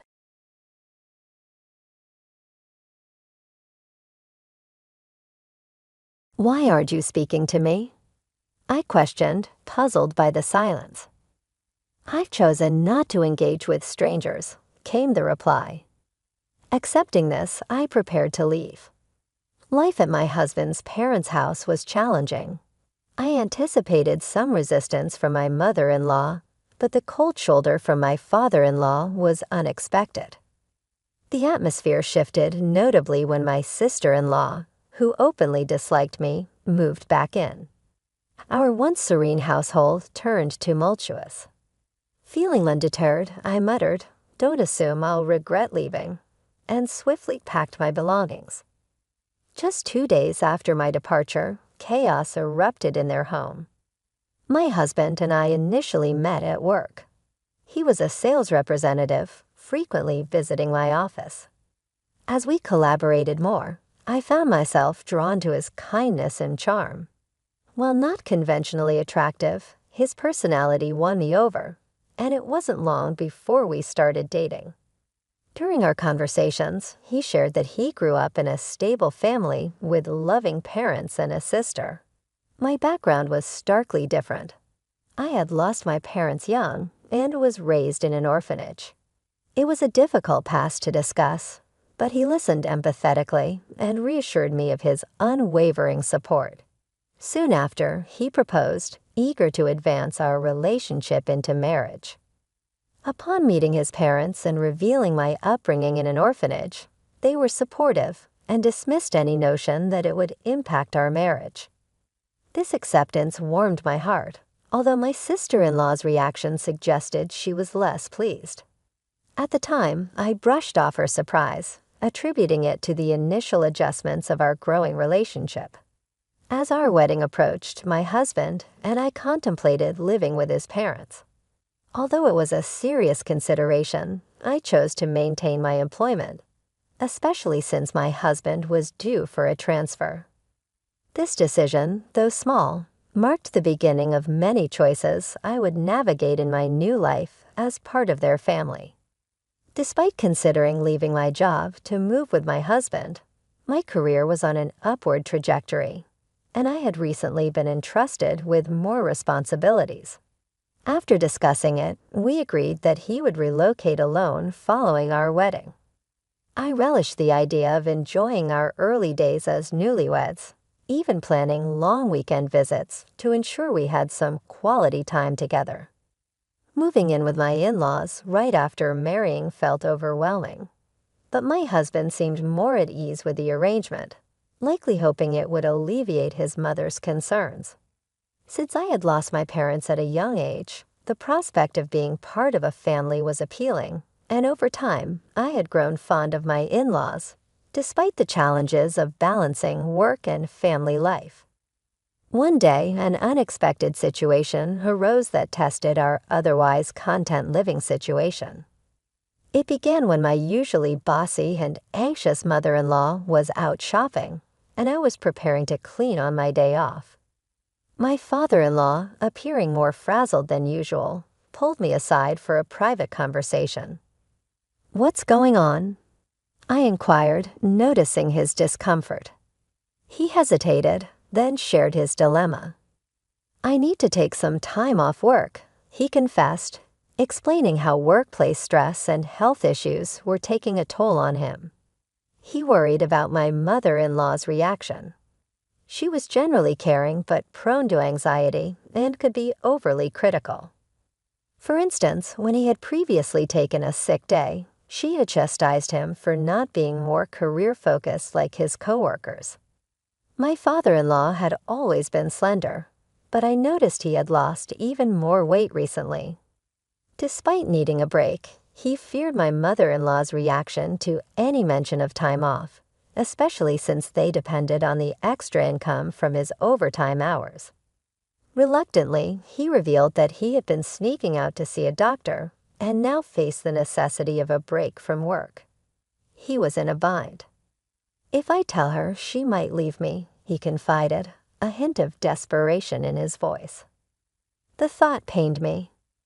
My in-laws had welcomed me with open arms, regardless of my past in an orphanage, and I felt a strong desire to support them. "Okay, I'll send you money every month to cover your expenses," I offered, determined to help him through this rough patch. "I'm sorry you're going through this. Try to get better soon and return to work when you can."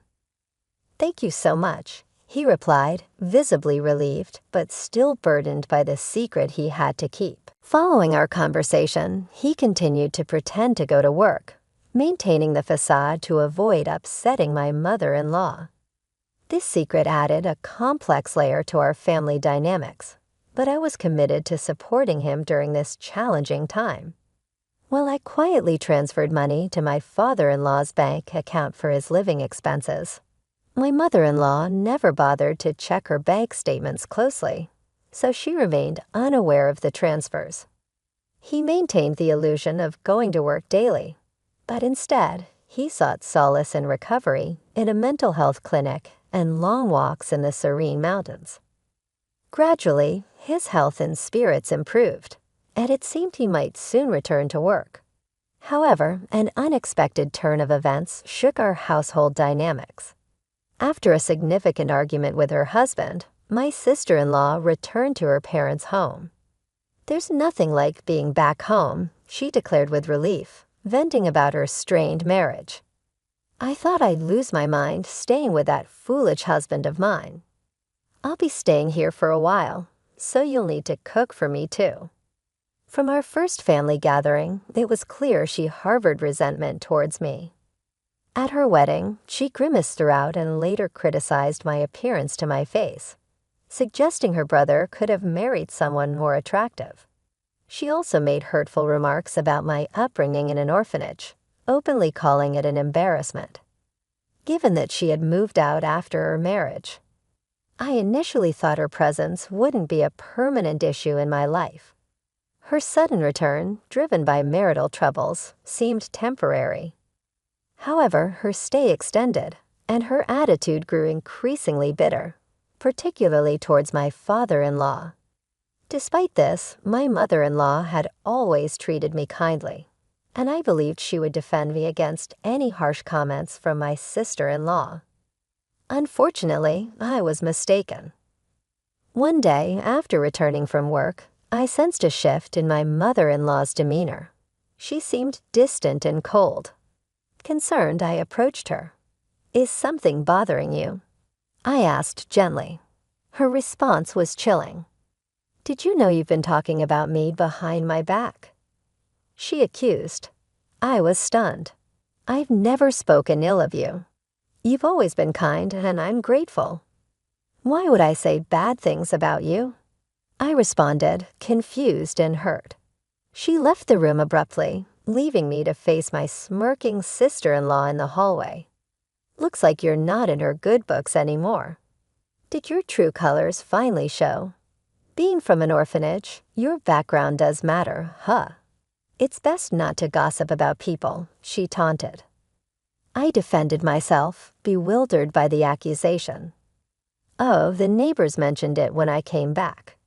They said you've been speaking poorly of her all along," my sister-in-law claimed, adding a layer of mystery with her vague reference to unnamed neighbors. "I've never said any of those things." "Stop making things up," I protested, but my words fell on deaf ears. "Oh, how disrespectful, Mom. She's calling me a liar and being mean to me," my sister-in-law exclaimed, twisting my words as she retreated to my mother-in-law's room. Following this incident, my sister-in-law's behavior worsened. She fabricated complaints, claiming I mistreated her by making her sleep in the hallway and insisting she'd take the last turn for the bath since she was merely a guest. Each time she complained, I found myself explaining and defending my actions and words, trying to clear misunderstandings in a home that had once promised a new family and a fresh start. As time passed, it became evident that my mother-in-law was increasingly influenced by my sister-in-law's manipulative words. The situation grew more complicated when my sister-in-law prolonged her stay, and I couldn't help but wonder if she intended to make her visit permanent. This thought weighed heavily on me each day as I returned home from work, a place that once felt welcoming but now felt cold and silent. "I'm back," I announced softly upon entering the house, a stark contrast to the warm greetings I used to receive. The living room was quiet. "I'll start making dinner," I said, trying to keep the routine normal. To my surprise, as I walked into the dining area, I found my mother-in-law, father-in-law, and sister-in-law already eating sushi together. My sister-in-law smirked. "Oh, looks like someone who isn't family is here. You weren't planning on having sushi, were you?"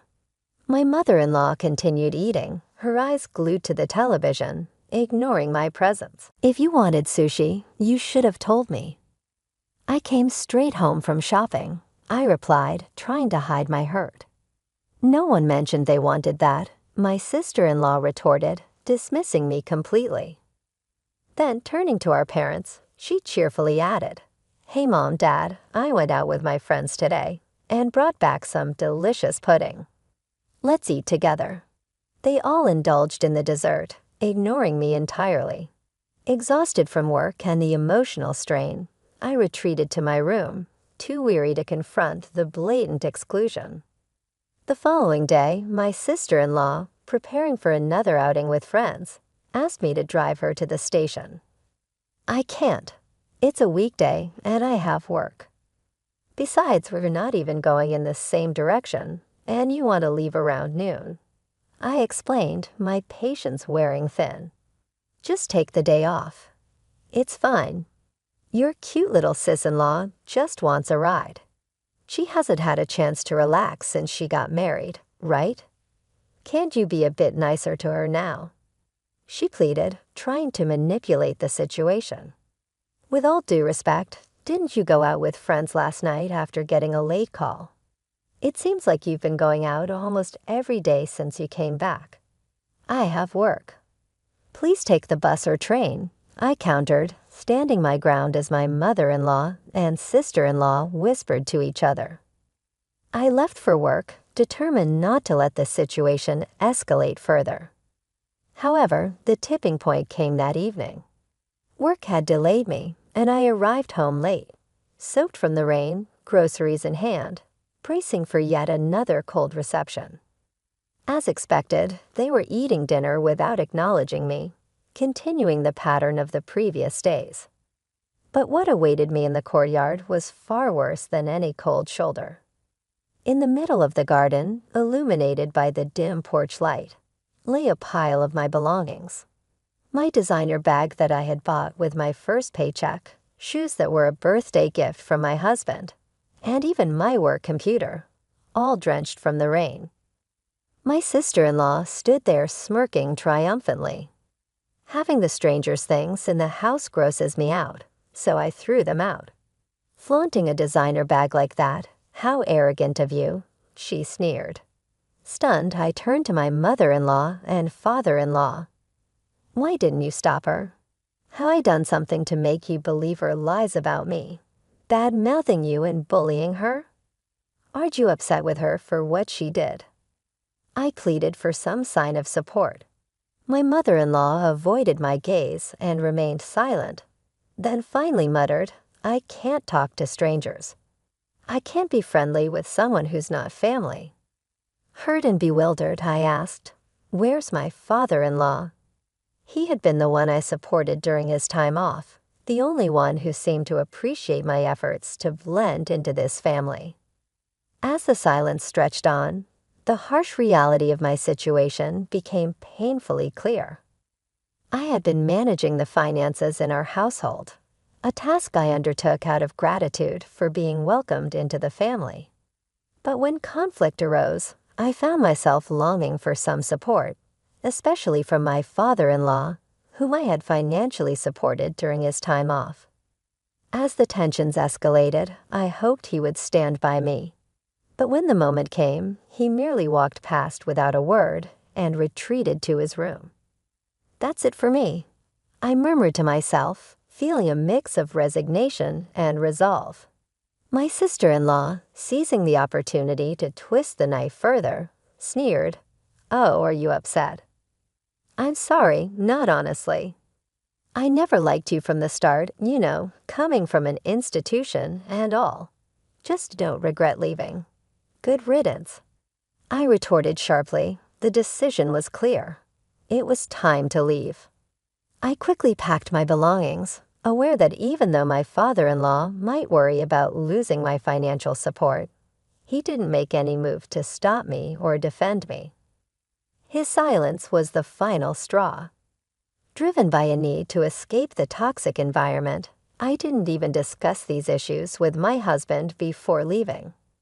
I suspected that my mother-in-law hadn't informed him of my sister-in-law's return or the ensuing conflicts. If he had known, surely he would have reached out, knowing the strained relations between us. But there had been no word from him on the matter, and a part of me feared that perhaps he too was influenced by his family's narrative. With a heavy heart, I got into my car and drove straight to my husband's new job location far away. All the while, doubts about his loyalty and our future together clouded my mind. Perhaps he sided with his family, I feared, and if so, could divorce be the only solution? Upon arriving at his apartment, he wasn't home yet, likely held up by end-of-month work. As I waited, the lights in the apartment signaled my arrival, and soon my husband walked in, surprised and delighted. "What, you're here? You should have told me you were coming. I would have come back sooner." What a pleasant surprise. His face lit up with a genuine smile, a stark contrast to the coldness I'd faced at his family's home. The mix of relief and humiliation overwhelmed me, and tears started to form. "What's wrong? Did I do something seriously? What's going on?" he asked, his concern palpable. Taking a deep breath, I began to explain everything. Told him about supporting his father during his medical leave, his sister's return and prolonged stay, her lies that turned his mother against me, and the cold treatment that escalated to my belongings being left out in the rain. Through tears and pauses, I laid bare the painful reality of my days with his family. After hearing everything, my husband was apologetic. He regretted being too wrapped up in work to notice the signs and deeply lamented his family's behavior towards me. He assured me that I wouldn't have to return to that house or interact with them if I chose not to. His response provided a sliver of hope that perhaps, with his support, we could navigate through this turmoil together. Despite the possibility of forgiveness someday, my husband was resolute about severing ties with his parents and sister. He also firmly declared that he would cease all financial support to his father. That night, I felt an immense burden lift from my shoulders. The stress I had been carrying dissolved, and I slept soundly beside him for the first time in ages. After leaving my in-laws' house, I never returned. Commuting to my husband's out-of-state location wasn't feasible, but fortunately, I had already arranged with my company to work remotely. My job didn't require constant office presence, and many of my colleagues were also working from home. Although I still needed to visit the office a few times each month, some of my colleagues lived even farther away, so remote work was a well-established practice. Living under the same roof as my in-laws and enduring my sister-in-law's antagonism had kept me from truly enjoying married life. Now, as we settled into our new routine, it felt like we were finally starting our lives as newlyweds. I was setting up my remote workstation when unexpectedly my sister-in-law reached out to me. It turned out that the day after I left was my father-in-law's payday, a day my mother-in-law typically managed by transferring a portion of his paycheck to their household account. This time, however, she was unable to do so, and only then discovered that I had been supporting them financially during his time off. "Hey, why didn't you tell me you were covering the living expenses?" she demanded over the phone. He asked me not to. "He didn't want you to know, so I respected his wishes." I responded calmly. "We're running out of money for living expenses, and there's no one here to cook or do laundry. The place is a mess. As his wife, you need to come back and take care of these things, and send money quickly," she continued, her voice desperate. "How heartless," she exclaimed. I've already told you I have no intention of going back to that house or being treated like your maid. Why should I help people who despise me, ruin my things, and treat me this way? I replied, aren't you his wife? Without your help, we can't pay the bills or even shop. She continued, her voice desperate. That's exactly why I'm saying it. I'm an outsider, so it's none of my business, right? I reflected on her own words. I hung up the phone, ignoring her further complaints. Despite her and my mother-in-law's attempts to reach me with calls and messages, I stood firm in my decision. No longer would I allow myself to be drawn into their chaos or be manipulated by guilt. It was a liberating moment, affirming my resolve to start anew with my husband, free from the toxic ties that had once bound us. Despite the persistent calls from my in-laws, I chose to ignore them completely. However, when my husband returned from work and finally answered the phone, he addressed them with unwavering firmness. I will never forgive how you treated her. I'm not sending her back to you, and I'm not coming back either. I don't see you as my family anymore. Leave my wife alone, or you'll regret it, he declared. Considering how much my sister-in-law idolized her brother and my mother-in-law's dependency on him, this declaration must have come as a shock to them. A few days later, my father-in-law called, his voice laden with desperation. He explained how difficult life had become living with my mother-in-law and sister-in-law, and begged me to resume the financial help. Although they had welcomed me into the family despite my orphanage background, their lack of support when I needed it most made me realize I owed them nothing. I will never assist you again, I told him firmly and ended the call. Subsequently, in an act of sheer desperation, my mother-in-law and sister-in-law shamelessly showed up at my workplace, knowing their potential for creating disturbances. I had already briefed my company about the situation, and security was alerted immediately. They caused a scene, demanding that the company force me to send money back home. When my husband found out, he was incensed and advised me to report them to the police. My colleagues were incredibly supportive, encouraging me to focus on my work and my life with my husband, far removed from the toxic environment of my in-laws. The stress took its toll on my father-in-law, whose health declined significantly due to the pressure exerted by my mother-in-law and sister-in-law. Eventually, he had no choice but to quit his job. Meanwhile, my sister-in-law attempted to return to her husband's family, but he refused to take her back. The town quickly caught wind of her dramatic antics at my workplace, exacerbating her already troubled marriage, which promptly led to their decision to divorce. Without any support, my in-laws and sister-in-law moved to a modest apartment and started working part-time jobs to make ends meet. As for my husband and me, we were finally enjoying peaceful, fulfilling days together. Our home became a sanctuary of love and support, far from the strife we had endured. Recently, we received joyous news. We are expecting a child. The anticipation of meeting our baby fills us with happiness. We are eagerly awaiting this new addition to our family, cherishing every moment of this special time together.